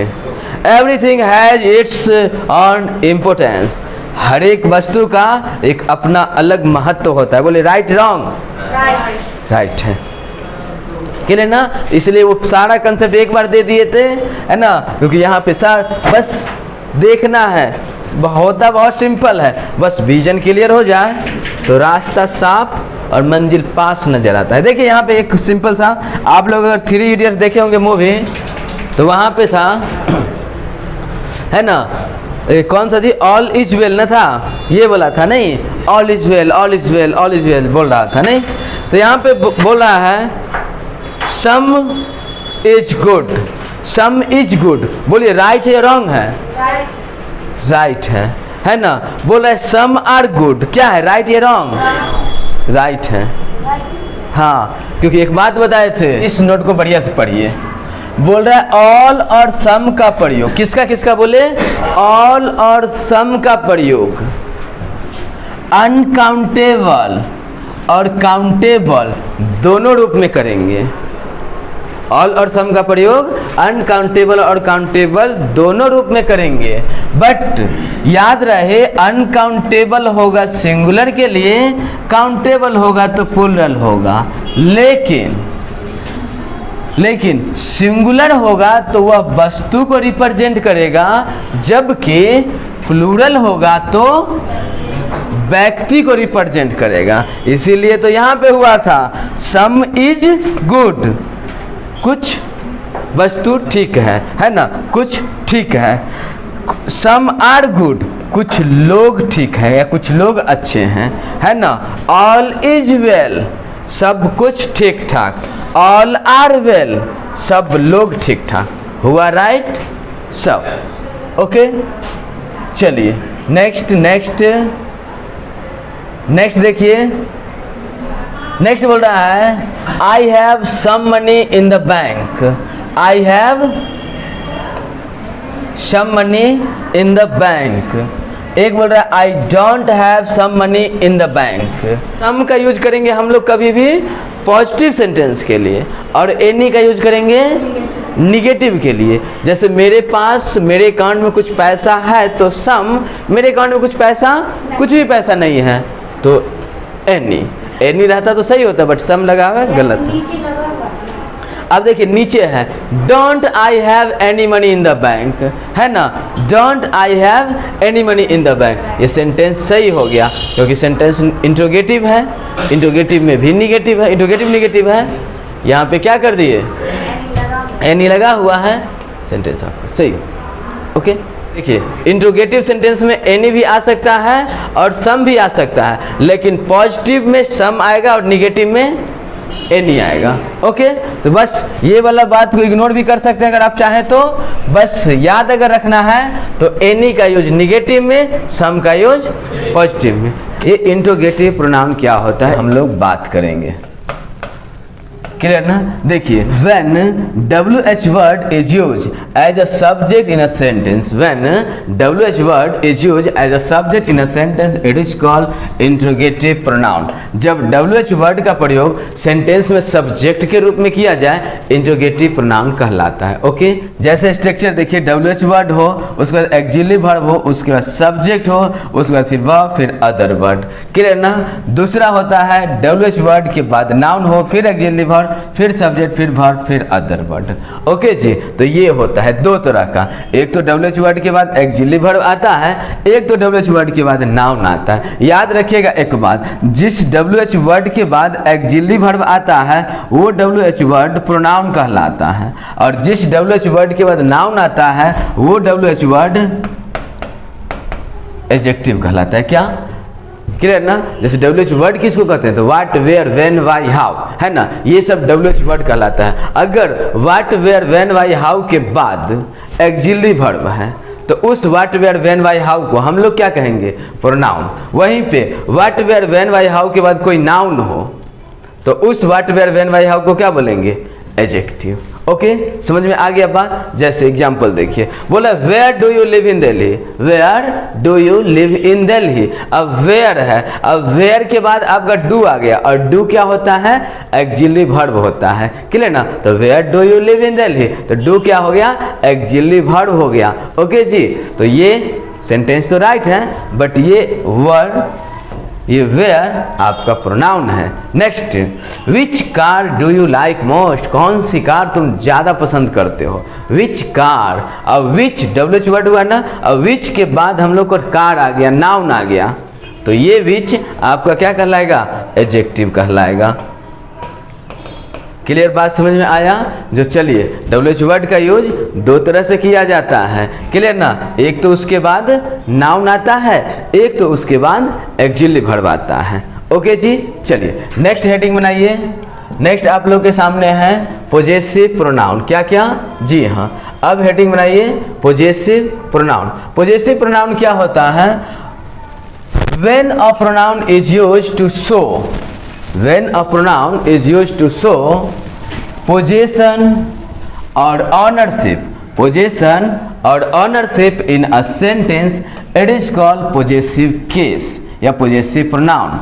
When a noun or a pronoun is used to show possession और ownership in a sentence, possession और ownership in a sentence, it is called possessive case या पोजेसिव प्रोनाउन। जब किसी प्रोनाउन का यूज अधिकार या स्वामित्व दिखाने के लिए किया जाए, क्या क्या, अधिकार या स्वामित्व दिखाने के लिए किया जाए, तो वो क्या कहलाता है, पोजेसिव केस कहलाता है। इसको हम लोग जरा बॉक्स में समझते हैं ना, बहुत अच्छे से कंसेप्ट क्लियर हो जाएगा। जैसे देखिए ना क्या बोल रहा है, एक तो होता है आपका सब्जेक्टिव केस, क्या होता है जी, एक होता है सब्जेक्टिव केस, एक होता है ऑब्जेक्टिव केस, एक होता है पोजेसिव प्रोनाउन, एक होता है पोजेसिव एडजेक्टिव और एक होता है रिफ्लेक्सिव प्रोनाउन। क्लियर ना। देखिए जैसे अपना सब्जेक्टिव केस में आई आ गया, वी आ गया, यू आ गया, ही आ गया, सी, इट, दे। अगर आई के ऑब्जेक्ट का बात करें तो आई का ऑब्जेक्ट मी होता है और आई का पोजेसिव प्रोनाउन माइन होता है।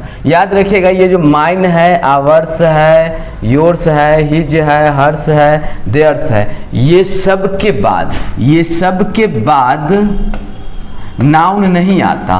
बट ये my, our, your, his, her, their, ये सब के बाद नाउन आना ही चाहिए 100%। क्लियर ना।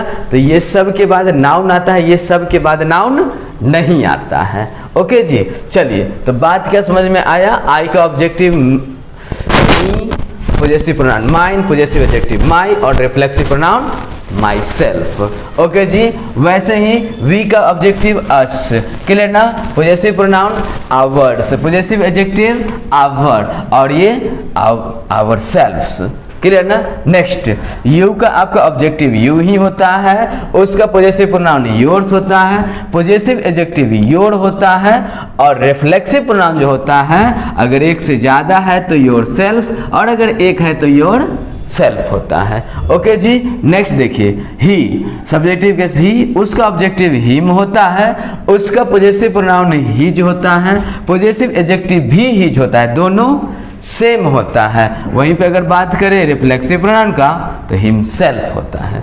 ओके जी, नेक्स्ट सब्जेक्टिव के सी होता है, ऑब्जेक्टिव हर होता है, पोजेसिव प्रोनाउन हर्स होता है और पोजेसिव एडजेक्टिव हर होता है और रिफ्लेक्सिव प्रोनाउन हर सेल्फ होता है, याद रखिएगा। नेक्स्ट है आप लोग का इट, इट का ऑब्जेक्टिव भी इट ही होता है, इट्स इसका पोजेसिव प्रोनाउन नहीं होता, इट आप बना सकते हैं possessive adjective and it self आपका होता है रिफ्लेक्सिव प्रोनाउन। वैसे ही अगर बात करें दे का तो दे का ऑब्जेक्टिव देम होता है, पोजेसिव प्रोनाउन देयर्स होता है, पोजेसिव एडजेक्टिव देयर होता है और रिफ्लेक्सिव प्रोनाउन देम सेल्फ्स होता है। क्लियर ना। ये जानना बहुत जरूरी। देम सेल्फ्स इसलिए हुआ क्योंकि ये प्लूरल को रिप्रेजेंट करता है, जो सिंगुलर को रिप्रेजेंट करता है वो सेल्फ में आता है, जो प्लूरल को रिप्रेजेंट करता है वो सेल्फ्स में आता है। ओके जी, चलिए नेक्स्ट हम लोग बात करते हैं इसमें पोजेसिव प्रोनाउन के बारे में।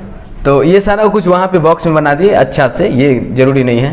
नेक्स्ट बात कीजिए, आप लोग बोल रहा है दिस इज योर। अब आप बताइए ये सेंटेंस राइट है या रॉन्ग है, दिस इज योर, राइट या wrong?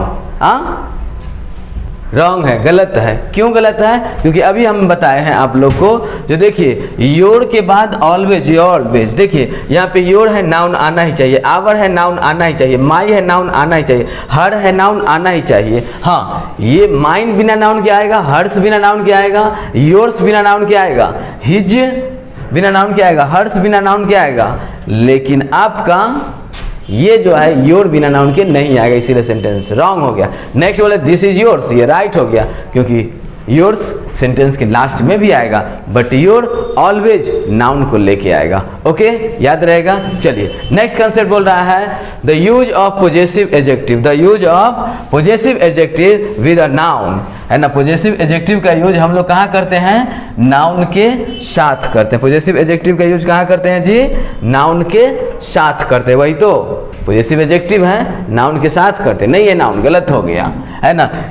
If you without noun the sentence is wrong, है ना, without noun sentence is wrong. आया बात समझ में? वही कंसेप्ट दूसरा देखिए, the use of possessive pronoun without noun. Possessive pronoun का यूज बिना नाउन के करते हैं, बिना नाउन के करते हैं। If you with noun the sentence is wrong, अगर यहाँ पे नाउन लगा देते तो सेंटेंस गलत हो जाता।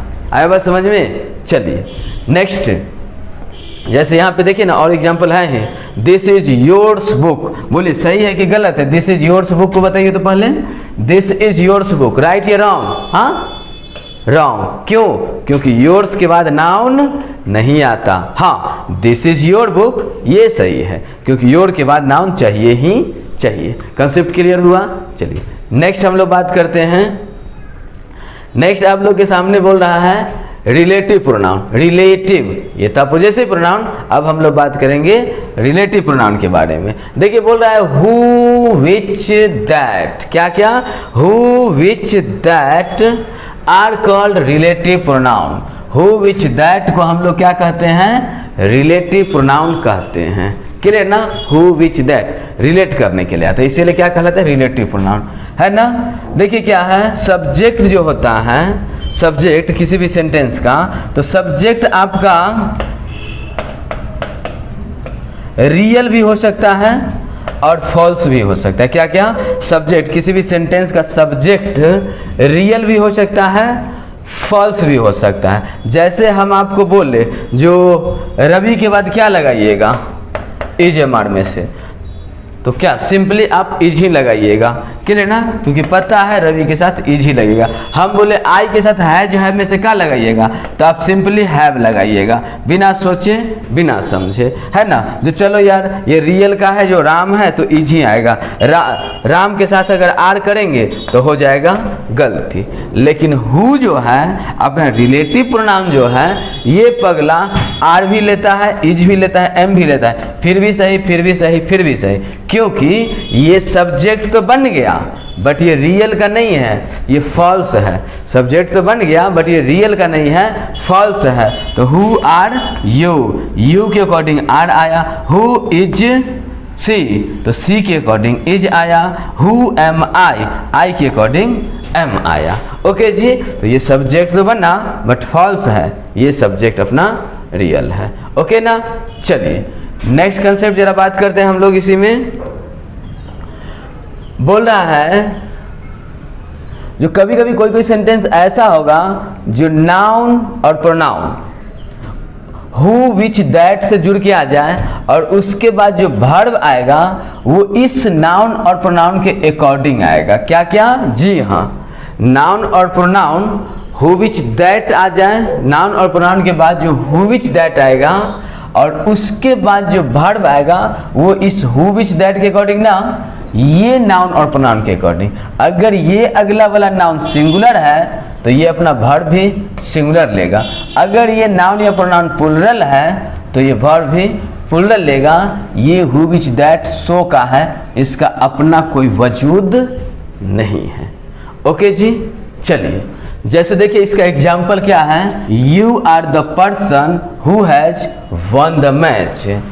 अब हु को छोड़ते हैं, यहाँ पे बात करते हैं एक के बारे में हो रहा है या एक से ज़्यादा के बारे में हो रहा है। तो बोल रहा है हु आर द पर्सन, एक व्यक्ति, हैज वन द मैच, सही है। क्लियर ना? क्योंकि हु के बाद द पर्सन, एक व्यक्ति के बारे में बात हो रहा है। ये यू के लिए तो आर आया, इसका वैल्यू नहीं है। यहाँ पे इसके जस्ट पहले वाले का, इससे पहले द पर्सन है तो उसके बाद हैज आएगा। क्यों हैज आएगा? क्योंकि सिंगुलर है, वर्ब भी है सिंगुलर, सेंटेंस राइट हो गया। नेक्स्ट बोल रहा है you are the person who have won the match. You are the person who have won the match. अब द पर्सन के बाद हैव आया, एक के बाद सिंगुलर वर्ब आना चाहिए था, प्लुरल वर्ब आ गया, सेंटेंस क्या हो जाएगा? रॉन्ग हो जाएगा। ओके जी, चलिए नेक्स्ट बोल रहा है हु का यूज हम लोग करेंगे लिविंग के लिए और वो दो तरह से काम करेगा। हु का यूज सेपरेट जानते हैं, हु का यूज हम लोग लिविंग के लिए कभी भी करेंगे और उसका यूज हम लोग दो तरह से, एक तो रिलेटिव प्रोनाउन के रूप में और एक सब्जेक्टिव केस के रूप में। अगर सब्जेक्टिव केस के रूप में काम करेगा तो इसका हिंदी निकलेगा कौन, और रिलेटिव प्रोनाउन के रूप में काम करेगा तो हिंदी निकलेगा जो। आया बात समझ में? जो हिंदी जो हु का यूज हम लोग दो तरह से करते हैं, एक रिलेटिव प्रोनाउन के रूप में, रिलेटिव प्रोनाउन के रूप में काम करेंगे तो जो, जबकि सब्जेक्टिव रूप में काम करेगा तो क्या हिंदी निकलेगा, कौन। ओके जी, चलिए नेक्स्ट बोल रहा है होम। होम लिविंग के लिए आता है, होम किसके लिए आता है, लिविंग के लिए आता है। और पता है इसका हिंदी होता है किसको या जिसको। होम का यूज हिंदी क्या होता है, किसको या जिसको, और आता किसके लिए है, लिविंग के लिए है ना। काम क्या करता है, ऑब्जेक्ट की तलाश, ऑब्जेक्ट की तलाश करता है होम, किसको, किसको। देखिए नेक्स्ट क्या है, हुज। हुज का यूज हम लोग करते हैं पोजेसिव के लिए, हुज का यूज किसके लिए करते हैं, पोजेसिव के लिए करते हैं। हिंदी होता है किसका या जिसका, क्या क्या, किसका या जिसका। ओके, जैसे देखिए दूसरा है विच। विच का यूज हम लोग करते हैं सिलेक्शन और चॉइस के लिए भी और रिलेटिव प्रोनाउन के लिए भी। जब सिलेक्शन और चॉइस का बात हो तो हिंदी निकलेगा कौन सा, यूज करेंगे लिविंग और नॉन लिविंग दोनों चीज के लिए। अगर लिविंग को आप, लिविंग आपका कोई चॉइस है फिर भी विच लगाइए, नॉन लिविंग कोई चॉइस है फिर भी विच लगाइए। लेकिन अगर रिलेटिव प्रोनाउन का काम करेगा वो विच, तो जो है ना, रिलेटिव प्रोनाउन का काम करेगा तो हिंदी क्या निकलेगा, जो। नेक्स्ट देखिए दैट, और दैट का यूज जब डेमोन्स्ट्रेटिव प्रोनाउन के रूप में करेंगे तो होता है सिंगुलर, वह भी लेता है सिंगुलर, क्लियर। और हिंदी होता है वह। वहीं अगर रिलेटिव प्रोनाउन का काम करें तो जो हिंदी निकलता है, काम तो लिविंग और नॉन लिविंग दोनों के लिए करता है। मोटा मोटी आप लोगों को बिल्कुल बिल्कुल बिल्कुल कंसेप्ट क्लियर हो गया होगा। तो देखिए भैया, एक अपना हु होता है, एक विच होता है, एक दैट होता है। मेनली अगर बात करें तो हु का यूज लिविंग के लिए करते हैं, विच का यूज नॉन लिविंग के लिए करते हैं, और दैट का use living and non living दोनों के लिए करते हैं जब वो रिलेटिव प्रोनाउन का काम करे तो। सिंपल, कुछ एग्जाम्पल देखें। चलिए देखिए, आप लोग के सामने एग्जाम्पल है, बोल रहा है the books that I bought yesterday, the books that I bought yesterday was costly या वर कॉस्टली। आपको बताना है, कोई एक सही होगा। क्या बोल रहा है, the books that I bought yesterday was costly या वर कॉस्टली, जल्दी बताइए। अभी कंसेप्ट दिए थे, देखिए यहाँ पे आप दैट को पकड़े, दैट से पहले हम देखें the books, the books more than one है, और मोर देन वन के लिए हम लोग क्या करते हैं पता है, प्लूरल वर्ब का यूज करते हैं। मोर देन वन के लिए प्लूरल वर्ब का यूज करते हैं, तो वॉज नहीं होगा, वर्ड होगा। ओके, आया बात समझ में। Next, who are you. हाँ, ये तो सिंपल सेंटेंस, हु सब्जेक्ट का काम करेगा तो कौन, हु आर यू, आप कौन हैं, है ना, सही है। Next, whom do you like, whom do you like, है ना, तुम किसे पसंद करते हो, सेंटेंस राइट है। नेक्स्ट सेंटेंस देखिए, बोल रहा है I have a cow whose milk is sweet, है ना, मेरे पास एक गाय है जिसका मिल्क कैसा है जी, स्वीट है, मीठा है। ओके, नेक्स्ट और एग्जाम्पल देखिए। नेक्स्ट एग्जाम्पल क्या बोल रहा है, She is one of those doctors. She is one of those doctors. Do या does not help the poor. जल्दी बताइए, do लगाना चाहते हैं या does लगाना चाहते हैं? यस, याद रखिएगा।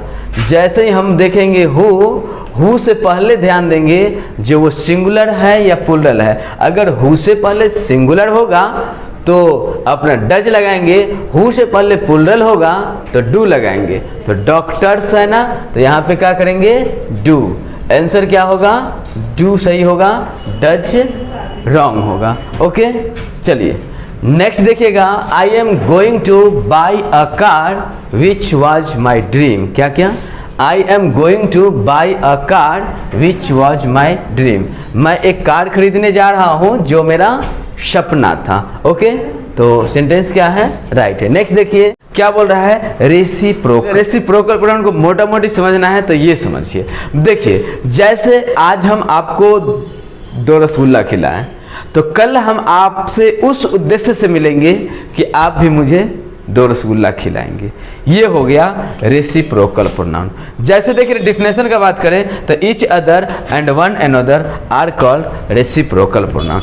ईच अदर और वन अनदर को हम लोग क्या बोलते हैं? रेसिप्रोकल प्रोनाउन बोलते हैं। याद रखिएगा ईच अदर का यूज 2 के लिए करते हैं। ईच अदर का यूज क्या करते हैं? फॉर 2 है ना, 2 के लिए यूज करते हैं, जबकि वन अनदर का यूज मोर देन 2 के लिए करते हैं।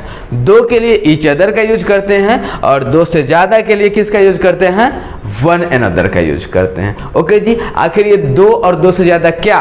तो 2 और 2 से ज़्यादा पर्सन, प्लेसेस, थिंग्स और एनिमल। क्लियर ना? 2 या 2 से ज़्यादा पर्सन के लिए हम लोग यूज करते हैं, 2 या 2 से ज़्यादा प्लेसेस के लिए हम लोग यूज करते हैं, या 2 या 2 से ज़्यादा थिंग के लिए, या 2 या 2 से ज़्यादा जानवर के लिए हम लोग ईच अदर और वन अनदर का यूज करते हैं। बट याद रहे ईच अदर का यूज 2 के लिए, वन अनदर का यूज 2 से ज़्यादा के लिए। ओके जी, एग्जाम्पल देखिए ना, बोल रहा है we are made for each other. हम बने, तुम बने एक दूजे के लिए। हम बने, तुम बने एक दूजे के लिए। क्लियर ना?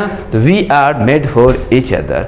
नेक्स्ट बोल रहा है the 5 brothers love one another, है ना। The 5 brothers love one another. 5 भाई क्या कर रहे हैं? बस एक से ही मोहब्बत कर रहे हैं। ओके ना? तो the 5 brothers love one another. Next देखिए, नेक्स्ट आप लोग के सामने क्या है? Distributive pronoun. क्या क्या? डिस्ट्रीब्यूटिव प्रोनाउन, है ना। डिस्ट्रीब्यूट क्या बोल रहा है? डिस्ट्रीब्यूट करना। और डिस्ट्रीब्यूट करना मतलब सबके बीच क्या कर दो? बंटवा दो, डिस्ट्रीब्यूट करवा दो। ओके जी, तो देखिए ना क्या बोल रहा है? Each, either and neither are called distributive pronoun. क्या क्या? Each, either and neither are called distributive pronoun. जरा हम लोग थोड़ा सा यहाँ पे समझते हैं। देखिए ईच, आइदर और नाइदर का जब बात हो तो ईच, आइदर और नाइदर 2 तरह से काम करता है। देखिए ईच है, आइदर है एंड क्या है? नाइदर है। एक और concept, each, every, either and neither. Each, every, either and neither. याद रखिएगा ईच, आइदर और नाइदर के बाद अगर अदर वर्ड हो, ईच, आइदर और नाइदर के बाद यदि अदर वर्ड हो तो ये ईच, आइदर और नाइदर प्रोनाउन कहलाता है। क्या कहलाता है जी? प्रोनाउन कहलाता है। लेकिन ईच, आइदर, एवरी, देखिए लेकिन each, every, either and neither के बाद नाउन है तो ये ईच, एवरी, आइदर और नाइदर एडजेक्टिव कहलाता है। याद रहेगा ये बात। एक बात यहाँ पे समझ में आया जो अच्छा, ईच के बाद कुछ और भी हो सकता है, ईच के बाद नाउन भी हो सकता है। मतलब ये ईच प्रोनाउन का भी काम कर सकता है, एडजेक्टिव का भी काम कर सकता है ना। बट एवरी जो है, एवरी का यूज जब भी करेंगे दुनिया के किसी सेंटेंस में तो उसके बाद नाउन होना ही चाहिए। मतलब ईच, आइदर और नाइदर बिना नाउन के भी आ सकता है, बट एवरी ऑलवेज नाउन के साथ आएगा। ओके जी, चलिए कुछ एग्जाम्पल आप लोग के सामने हैं, जरा ध्यान दीजिए एग्जाम्पल पे। बोल रहा है ईच इज हैप्पी, है ना। बताइए इसको राइट कीजिएगा, रॉन्ग कीजिएगा? Each is happy. तो इसके लिए एक कंसेप्ट आप लोग को दे रहे हैं, each, either and neither are always use as singular and take singular verb. क्या क्या? Each, either and neither are always use as singular and take singular verb. Each, either और नाइदर का प्रयोग हमेशा सिंगुलर के रूप में करते हैं और इसके साथ वर्ब भी सिंगुलर लगाते हैं। Okay, each is happy. देखिए यहाँ पे ईच आया, उसके बाद इज आया, हैप्पी। ये सेंटेंस राइट होगा। क्यों? क्योंकि देखिए ईच के बाद नाउन नहीं भी आएगा तो भी सेंटेंस सही होगा, और ईच के बाद यदि जो वर्ब आएगा तो वर्ब हमको सिंगुलर होना चाहिए। तो नाउन नहीं आया तो कोई तूफान नहीं आता है, वर्ब सिंगुलर आ गया, अच्छी बात है, इसीलिए सेंटेंस आपका राइट हो गया। दूसरा बोल रहा है एवरी इज हैप्पी। आप बताइए सेंटेंस राइट है या रॉन्ग है? जल्दी बताइए। हाँ, गजब आप भी करते हैं यार, गलत है। क्या बोल रहा है, एवरी के बाद ऑलवेज नाउन चाहिए, एवरी के बाद ऑलवेज नाउन चाहिए। यहाँ पे इज आ गया, देखिए एवरी के बाद नाउन है ना जी, आप ही बताइए इज नाउन होता है क्या? नहीं ना होता है, इज तो वर्ब होता है। तो ये सेंटेंस आपका रॉन्ग हो गया। नेक्स्ट बोल रहा है ईच बॉय इज हैप्पी, बताइए राइट है या रॉन्ग है? कंसेप्ट पहले दे चुके हैं, बताना होगा। देखिए तो each boy is happy, each noun, boy is happy, तो ये सेंटेंस राइट हो गया क्योंकि ईच के बाद नाउन आ गया, वर्ब सिंगुलर आ गया, जो ढूंढ रहे थे वो मिल गया, बस खत्म कहानी।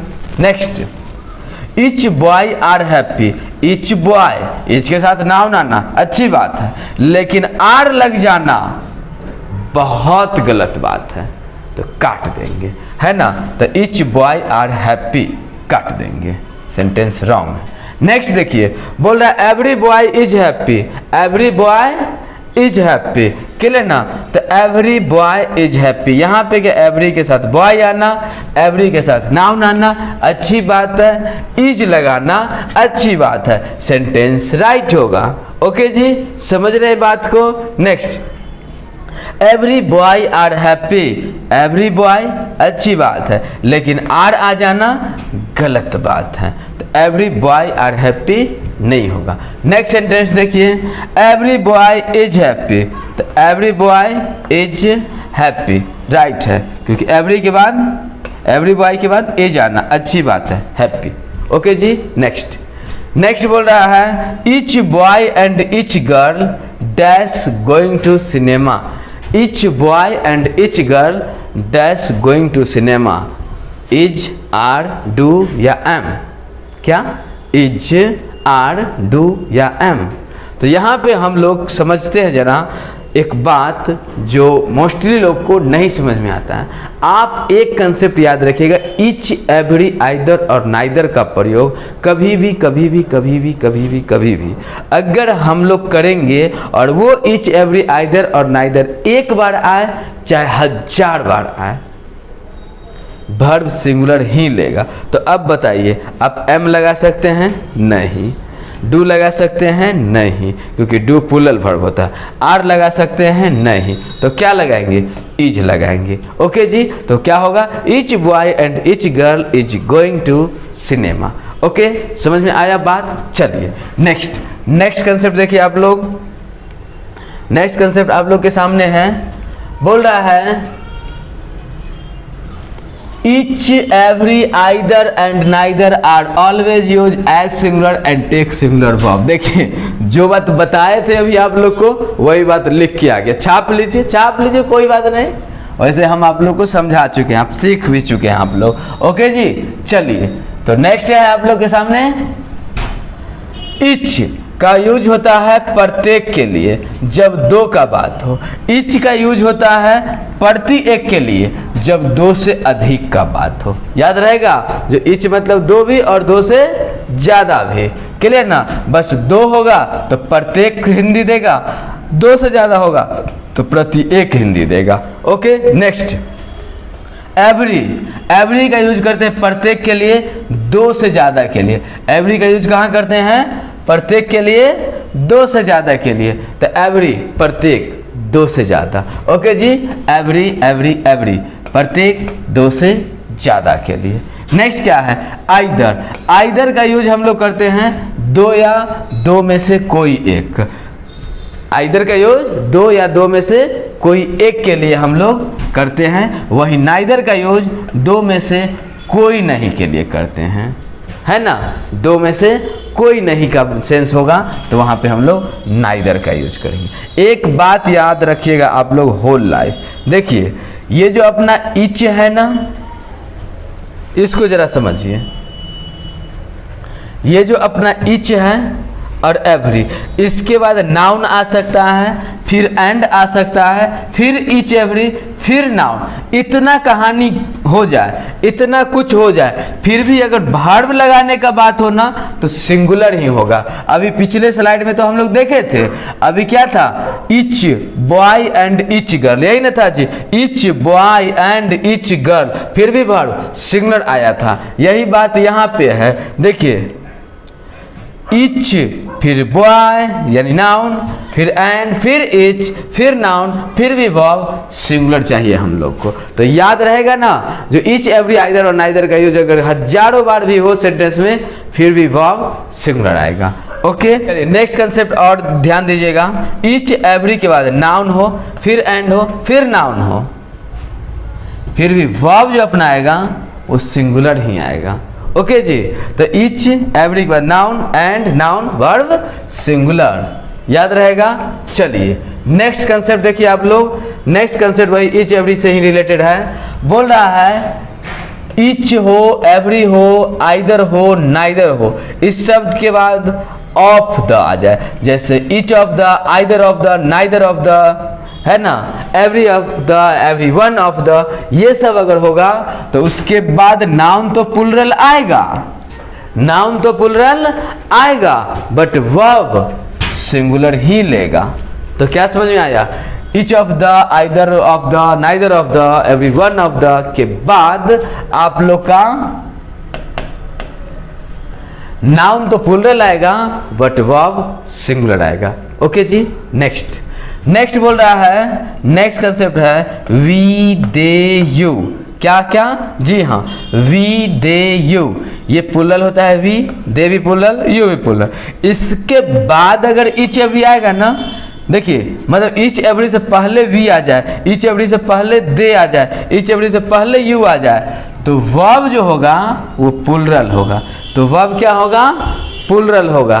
क्यों, इसी के कारण। ओके जी, जैसे एग्जाम्पल देखिए ना, नीचे बोल रहा है we each have advised him to give up smoking, है ना, we each have advised him to give up smoking. Okay जी, चलिए, तो we each have advised him to give up smoking. Clear ना। तो हम लोग को क्या पता चला, वी के बाद ईच होगा तो हैव लेगा, क्योंकि वी अपना पावर दिखाता है। ओके जी, चलिए नेक्स्ट कंसेप्ट है रिफ्लेक्सिव प्रोनाउन और एम्फैटिक प्रोनाउन को एक साथ पढ़ते हैं। रिफ्लेक्सिव प्रोनाउन एंड एम्फैटिक प्रोनाउन, इसको जरा समझते हैं आखिर साथ में दोनों को क्यों पढ़े। देखिए हम लोग को फॉर्मेलिटी पूरा करना मेन पर्पस नहीं है, मेन पर्पस है चीज़ों को सीखना। जैसे ये पेन है और इस पेन को अपना फैन में मारे और वो फैन से टकरा के मेरे नाक में लग गया, तो ये हुआ रिफ्लेक्सिव प्रोनाउन। क्लियर ना। बट अगर हम पेन को मारे फैन में और फैन गिर जाए तो एम्फैटिक प्रोनाउन, एक्शन तो हुआ बट रिफ्लेक्ट होके खुद पे पड़ गया तो रिफ्लेक्सिव। कोई और इम्फैक्ट, कोई और अलग चीज प्रभावित हो गया तो एम्फैटिक। ओके जी, जैसे देखिए ना, इसको हम लोग सेल्फ प्रोनाउन भी कह सकते हैं। रिफ्लेक्सिव को या एम्फैटिक को, दोनों का नाम होता है सेल्फ प्रोनाउन। ओके जी, तो आज के बाद आप रिफ्लेक्सिव प्रोनाउन को सेल्फ प्रोनाउन भी बोल सकते हैं, एम्फैटिक प्रोनाउन को सेल्फ प्रोनाउन भी बोल सकते हैं। ओके जी, चलिए कुछ डिफिनेशन देखिए। बोल रहा है myself, ourself, yourself, himself. अब देखिए यहाँ पे योर सेल्फ आया क्योंकि ये सिंगुलर को रिप्रेजेंट कर रहा है, योर सेल्फ आया क्योंकि ये प्लुरल को रिप्रेजेंट कर रहा है। Next himself, next herself, itself, themself are called reflexive pronoun. ये सब क्या कहलाता है, रिफ्लेक्सिव प्रोनाउन कहलाता है ना। स्ट्रक्चर क्या बनेगा पता है रिफ्लेक्सिव प्रोनाउन का, पहले होगा सब्जेक्ट, उसके बाद होगा कोई एक्शन वर्ब, और वो एक्शन का प्रभाव इत्थे पड़ गया, है ना, ये एक्शन का प्रभाव इत्थे पड़ गया, रिफ्लेक्टिव प्रोनाउन कहलाया। लेकिन एक हो गया सेल्फ प्रोनाउन, अब एक बेचारा खुद से काम किया, ये बेचारा जो है खुद से काम किया और इसका प्रभाव किसी और पे पड़ गया, प्रभाव उड़ गया, तो ये हो गया एम्फैटिक प्रोनाउन। जैसे देखिए एग्जाम्पल बोल रहा है she killed herself, she killed herself, she killed herself. और वो मैडम जी का की पता है, मार ली अपने आप को। क्या कर ली? मार ली अपने आप को। तो मारी वो मैडम जी, मरी कौन? खुद, है ना। तो हर सेल्फ, तो क्या हो गया? शी किल्ड हर सेल्फ, वो मारी भी खुद और मरी भी खुद। इसको कहते हैं रिफ्लेक्सिव प्रोनाउन। तो ये क्या कहलाएगा जी?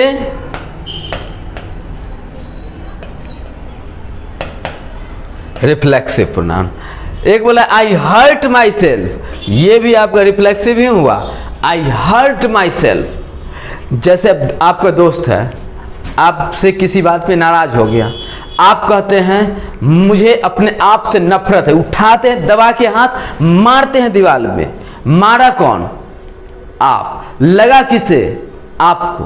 तो ये कहलाया रिफ्लेक्सिव प्रोनाउन। तो आई हर्ट माई सेल्फ, मुझे खुद से नफरत है ना। नेक्स्ट बोल रहा है he himself killed a tiger, he himself killed a tiger, वो जो है टाइगर को मारा। अब मारा वह और मरा कौन? वह खुद से। किसको मारा जी? टाइगर को मारा। तो मारा वह, मरा कौन? टाइगर। तो देखिए ये एक्शन तो किया खुद से, लेकिन ये एक्शन का प्रभाव किसी और पे पड़ गया। तो ये क्या है? ये आपका रिफ्लेक्सिव प्रोनाउन है। ओके जी, ये बात समझ में आया। चलिए अब हम लोग बात करते हैं कुछ कॉमन एरर वगैरह जो आपका इससे पूछा जाता है प्रोनाउन से। तो हेडिंग बनाइए, common error in the use of pronoun. आखिर प्रोनाउन से कॉमन एरर कैसे पूछा जाता है? कॉमन एरर का विस्तार से कंसेप्ट जानने से पहले आप कुछ एग्जाम्पल दिया हुआ है, उसको सॉल्व कीजिए, टिक लगाइए कौन राइट है कौन रॉन्ग है, फिर चलेगा कॉन्सेप्ट ही कॉन्सेप्ट। ओके जी, देखिए पहला सेंटेंस है myself Suman. Myself सुमन, बताइए जरा ये सेंटेंस राइट है या रॉन्ग है? हाँ गलत है भैया। ये बोलचाल के भाषा में, स्पीकिंग में, अगला को इंप्रेसिव करने के लिए बोलचाल में बोल देते हैं myself Suman, myself Ajay, myself Vijay, ये बोल देते हैं, बट ग्रामेटिकल रॉन्ग है। तो याद रखिएगा, self pronoun never use as a subject in a sentence. Yes, self pronoun का प्रयोग कभी भी किसी सेंटेंस के सब्जेक्ट के रूप में नहीं कर सकते। तो सेल्फ प्रोनाउन सेंटेंस का सब्जेक्ट बन गया, गलत बात। नेक्स्ट बोल रहा है माई सेल्फ इज सुमन, बताइए राइट या रॉन्ग? यस, गलत है, सही पकड़े आप लोग, क्योंकि अभी जस्ट बताए थे self pronoun never use as a subject in a sentence. Self pronoun किसी भी सेंटेंस का सब्जेक्ट बन नहीं सकता। ओके भैया, नेक्स्ट देखिए बोल रहा है आई माई सेल्फ इज सुमन। ये आई से सेंटेंस स्टार्ट हुआ, अच्छी बात है। आई के साथ माई सेल्फ भी लग जाना अच्छी बात है, बट इज का आना सेंटेंस को गलत कर दिया। क्यों? क्योंकि यहां इज नहीं एम आना चाहिए। तो I myself am Suman, not I myself is Suman. Okay जी, तो ये सेंटेंस ओनली राइट है। याद रहेगा ये कंसेप्ट, नीचे लिखा हुआ है self pronoun never use as a subject in a sentence. Self pronoun किसी भी सेंटेंस का सब्जेक्ट बन नहीं सकता। चलिए नोट कर लिए। यहां पे नेक्स्ट कंसेप्ट देखिए, नेक्स्ट कंसेप्ट बोल रहा है one is followed by pronoun one's, not his या हर। पहले कंसेप्ट ही आ गया, अब तो आप लोग से बनना चाहिए। बोल रहा है one is followed by pronoun one's. One अपने लिए प्रोनाउन वंस लेता है, वन अपने लिए प्रोनाउन वंस लेता है भैया, नॉट हिज या हर। जैसे सी अपने लिए, जैसे प्रिया अपने लिए प्रोनाउन सी लेती है, जैसे रवि अपने लिए प्रोनाउन ही लेता है, माय फादर अपने लिए प्रोनाउन ही लेता है, माय मदर अपने लिए प्रोनाउन सी लेती है, वैसे ही वन अपने लिए प्रोनाउन वंस लेता है। वन अपने लिए प्रोनाउन वंस लेता है, नॉट हिज या हर। एग्जाम्पल देखिए, बोल रहा है one should not waste one's time. बोलिए सेंटेंस राइट या रॉन्ग? यस राइट है। क्योंकि वन के लिए अपना वंस आया, अच्छी बात है। दूसरा sentence, one shouldn't waste his time, बोलिए ना, क्या कीजिएगा, यस काट दीजिए, क्योंकि वन अपने लिए प्रोनाउन वंस लेता है, हिज नहीं लेता, हिज का आना गलत हो गया। नेक्स्ट सेंटेंस आप लोग के सामने है। नेक्स्ट कंसेप्ट बोल रहा है someone, somebody, everyone, everybody, no one, nobody, anyone, anybody are followed by a pronoun his या her, not once। ओहो, देखिए भैया अभी जस्ट क्या बोले थे, वन अपने लिए वंस लेता है, जबकि someone, somebody, no one, nobody, anyone, anybody, everyone, everybody, ये सब अपने लिए ही या हिज लेता है, वंस नहीं लेता। तो याद रहेगा ना, someone, somebody, no one, nobody, anyone, anybody अपने लिए प्रोनाउंस हिज या हर लेता है, वंस नहीं लेता। एग्जाम्पल है, everyone is the master of one's fate, प्रत्येक व्यक्ति अपने किस्मत का मालिक होता है। बताइए राइट है रॉन्ग है? यस, रॉन्ग करेंगे, क्योंकि वंस क्यों आया, आना तो चाहिए यहां पे हिज को। नेक्स्ट बोल रहा है everyone is the master of his fate, हर एक व्यक्ति अपनी किस्मत का मालिक खुद है। ओके जी। नेक्स्ट कंसेप्ट बोल रहा है सिंगुलर नाउन, या लिविंग हो या नॉन लिविंग हो के रिपीटेशन से बचने के लिए वन का यूज कीजिएगा भैया।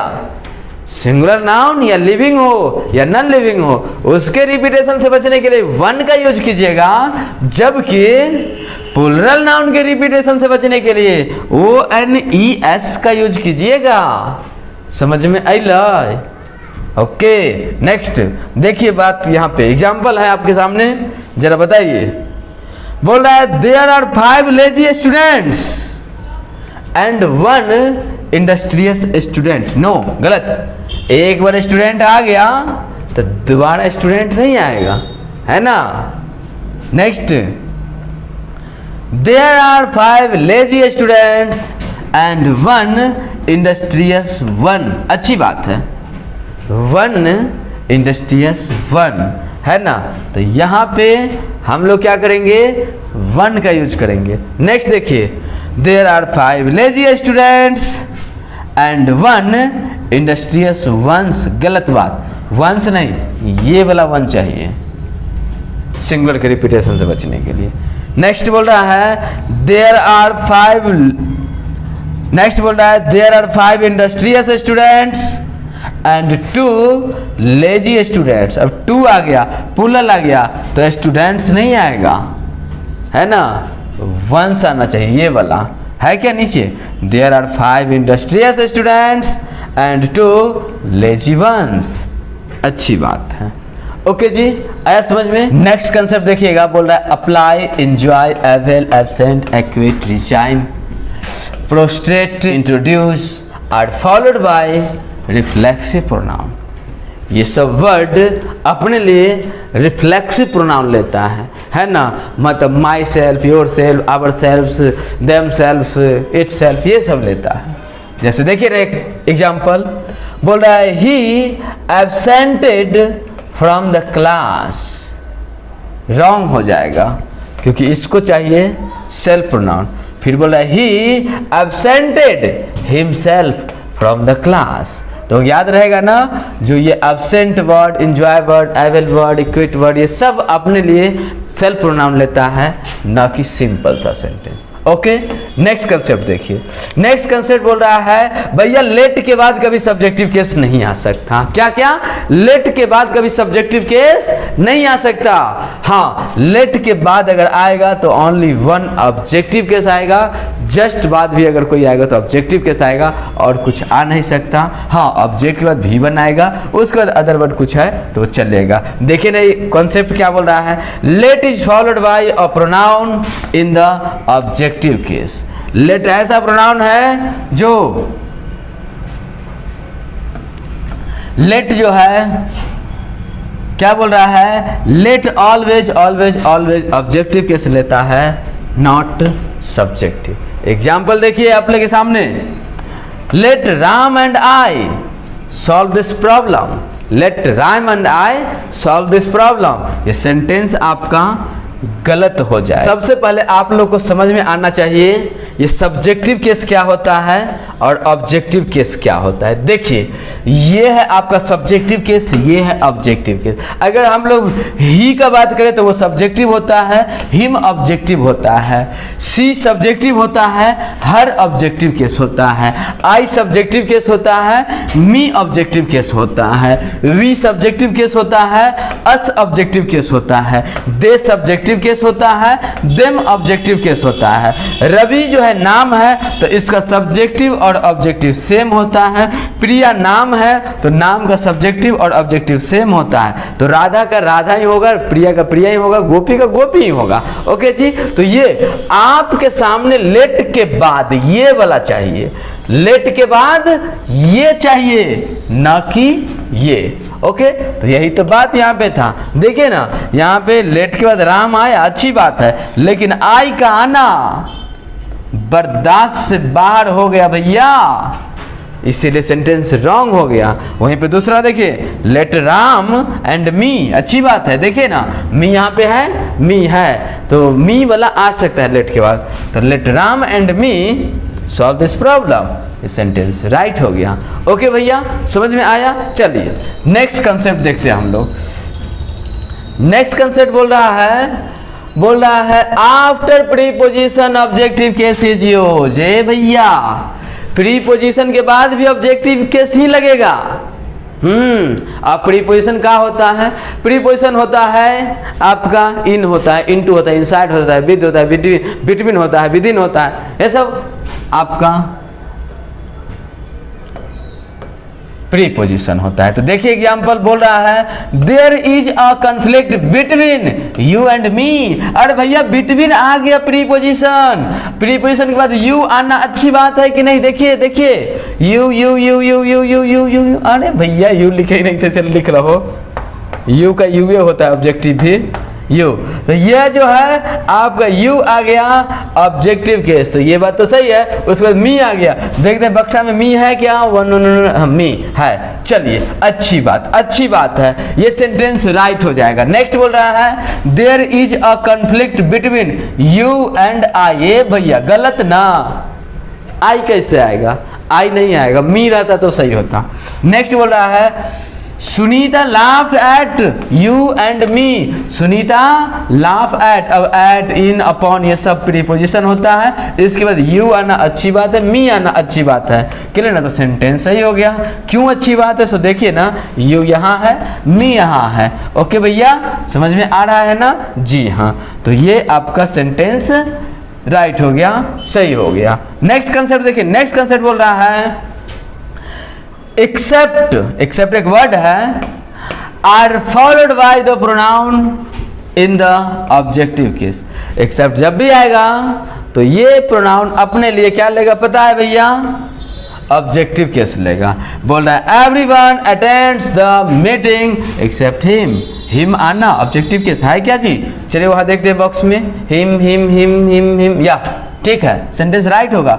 जहां पे भी है सही होगा सेंटेंस, लीजिए सही हो गया, क्योंकि एक्सेप्ट के बाद ऑब्जेक्टिव चाहिए। Next everyone attends the meeting except he. है भैया गलत, काट देंगे ना, गलत हो गया ना? जी हाँ, ही नहीं हिम चाहिए। ओके जी, नेक्स्ट कंसेप्ट से पहले आप लोग के सामने एग्जाम्पल है, जरा पहले एग्जाम्पल बनाइए फिर कंसेप्ट पे बात करेंगे, जल्दी बनाइए, बहुत समझने वाला कंसेप्ट है। बोल रहा है Mukesh is as fat as me. Mukesh उतना ही मोटा है जितना मैं हूं, सेंटेंस को कर दीजिए रॉन्ग। फिर बोल रहा है Mukesh is as fatter than me. सुनने में ये लग रहा होगा सही, बट इसको कर दीजिए गलत, काट दीजिए। क्यों काटेंगे अभी समझा रहे हैं एक बात। देखिए भैया कंसेप्ट ये है कि आपके पास एज या देन दो चीज होता है, इस दोनों के पहले अगर आपका सेंटेंस में सब्जेक्टिव है तो इसके बाद भी आप सब्जेक्टिव का यूज कीजिएगा। अगर इस सब से पहले ऑब्जेक्टिव है तो इसके बाद भी ऑब्जेक्टिव का यूज कीजिएगा। क्या समझ में आया? यस। इस सब के बाद सब्जेक्टिव केस तो सब्जेक्टिव केस, ऑब्जेक्टिव केस तो ऑब्जेक्टिव केस। चलिए एग्जांपल पे देखते हैं क्या है। वहां बोल रहा है एज। एज से पहले हम इससे बात किए, भैया तुम ऑब्जेक्टिव हो तो पगला, हम तो वर्ब हैं। फिर इससे बोला आप ऑब्जेक्टिव हैं कि सब्जेक्टिव, तो बोलता है हम तो सब्जेक्टिव हैं। तो इस सब के बाद एज के बाद भी क्या आना चाहिए था? सब्जेक्टिव आना चाहिए था, आई आना चाहिए था। आगे अब मी, इसीलिए सेंटेंस गलत हुआ था। नेक्स्ट देखिए देन। नेक्स्ट सेंटेंस में देन को पकड़े और देन से पहले पूछते हैं और भैया आप सब्जेक्टिव हैं कि ऑब्जेक्टिव है? तो बोल रहा है ना सब्जेक्टिव है ना ऑब्जेक्टिव, हम तो कंपैरेटिव है। चलिए घसकिए यहाँ से, चला गया। इसके पास आया, आप सब्जेक्टिव केस हैं कि ऑब्जेक्टिव केस? बोला दिमाग गर्म नहीं कीजिए, हम इज हैं, वर्ब हैं, हम सब्जेक्टिव ऑब्जेक्टिव नहीं होते हैं। इसके पास गया, बोल रहा है सब्जेक्टिव है कि ऑब्जेक्टिव है? तो बोल रहा है सब्जेक्टिव है। तो ये कहेगा हमरो आगे वाला भी सब्जेक्टिव होना चाहिए, आई होना चाहिए, है मी, गलत हो गया। नेक्स्ट देखिए बोल रहा है Mukesh is as fat as I. सही है, एज से पहले सब्जेक्टिव केस, बाद में सब्जेक्टिव, सेंटेंस राइट हो गया। नेक्स्ट देखिए बोल रहा है Mukesh is fatter than I. Than, अब देन से पहले फैटर है ना, देन से पहले फैटर, तो इससे तो बात बनेगा नहीं। देन से पहले ई जाए तो वर्ब है, इससे भी बात नहीं बनेगा। आया मुकेश के पास, हो सब्जेक्टिव है कि ऑब्जेक्टिव है? बोला सब्जेक्टिव। अच्छा चलिए ठीक है, हम लोग आगे में सब्जेक्टिव आयल है, अच्छी बात है। ओके जी। नेक्स्ट सेंटेंस देखिए। अब आप लोगों को बर्दाश्त नहीं हो रहा होगा, better than me, better than me. No, me वाला जमाना गया। बचपन में हम लोग ग्रामेटिकल वो मिस्टेक पढ़ लिए थे, पढ़ते पढ़ते बड़े हो गए। अच्छा लग रहा है वो अलग बात है, अच्छा लगना और सही होना में फर्क है, यहाँ समझिए। बोला she likes you more than me. Than को पकड़े और इससे पूछते हैं आप सब्जेक्टिव हैं कि ऑब्जेक्टिव है? पगला, हम कॉम्पिटिटिव है, जाइए यहाँ से। इसके पास गया, आप सब्जेक्टिव है कि ऑब्जेक्टिव है? बोल रहा है कि देखिए शी लाइक्स यू, है ना, शी लाइक्स यू, वह लाइक करती है तुम्हें, तुम कुछ कर नहीं रहे हो, तुम पे काम हो रहा है, और जब काम हो रहा है तो तुम ऑब्जेक्टिव हो, और करने वाली मैडम जी सब्जेक्टिव हैं। तो ये ऑब्जेक्ट था, यू ऑब्जेक्ट था। अच्छा चलिए कोई बात नहीं, हमरे बाद ही ऑब्जेक्ट चाहिए। आया पूछा तो ऑब्जेक्ट हो मी से, तो यस पापा ऑब्जेक्ट हैं। तो देन से पहले ऑब्जेक्टिव केस, देन के बाद ऑब्जेक्टिव केस, देन से पहले सब्जेक्टिव केस, देन के बाद सब्जेक्टिव केस। उम्मीद है ये कंसेप्ट आप लोग को फिट बैठ गया होगा दिमाग में, भूलना नहीं है। अक्सर एग्जाम में ये कंसेप्ट से क्वेश्चन होता है। आइए कंसेप्ट वही है, बोल रहा है comparison between two person as या than subjective case is use. ये नहीं, वो कंसेप्ट जो दिए थे वो मेनली है, ये नोट कर लीजिए, ये रामबाण है, अमृत है। नेक्स्ट देखिए आप लोग, नेक्स्ट बोल रहा है after superlative that is use. After superlative that is use, superlative degree के बाद दैट का यूज कीजिएगा भैया। सो बोल रहा है, एग्जाम्पल देखिए, she is the wisest girl who I know. गलत बात, हु नहीं, दैट लगाइए, दैट आई नो। बोल रहा है नेक्स्ट में, she is the wisest girl that I no. ये सेंटेंस राइट हो गया, ये रॉन्ग हो गया। बोलिए ये बात समझ में आया ना जी? नेक्स्ट बोल रहा है it plus is am are was were, was were, उसके बाद नाउन प्रोनाउन, उसके बाद दैट हु, उसके बाद अदर वर्ड। क्लियर ना? जैसे देखिए एग्जाम्पल, बोला इट वॉज प्रिया, इट के बाद वॉज आ गया, उसके बाद नाउन प्रिया आ गई, that about this book. Okay जी, आया समझ में? ये था concept. Next concept, last concept है आप लोग का, जरा इसको ध्यान दीजिए, ये प्रोनाउन का लास्ट कंसेप्ट है। ओके जी, बोल रहा है that is use after the word. That का प्रयोग इन सारे शब्दों के बाद कीजिएगा जी। ऑल होगा तो दैट लगेगा, सम होगा दैट लगेगा, एनी होगा दैट लगेगा, नन होगा दैट लगेगा, ओनली होगा दैट लगेगा, नथिंग होगा दैट लगेगा, ओके ना।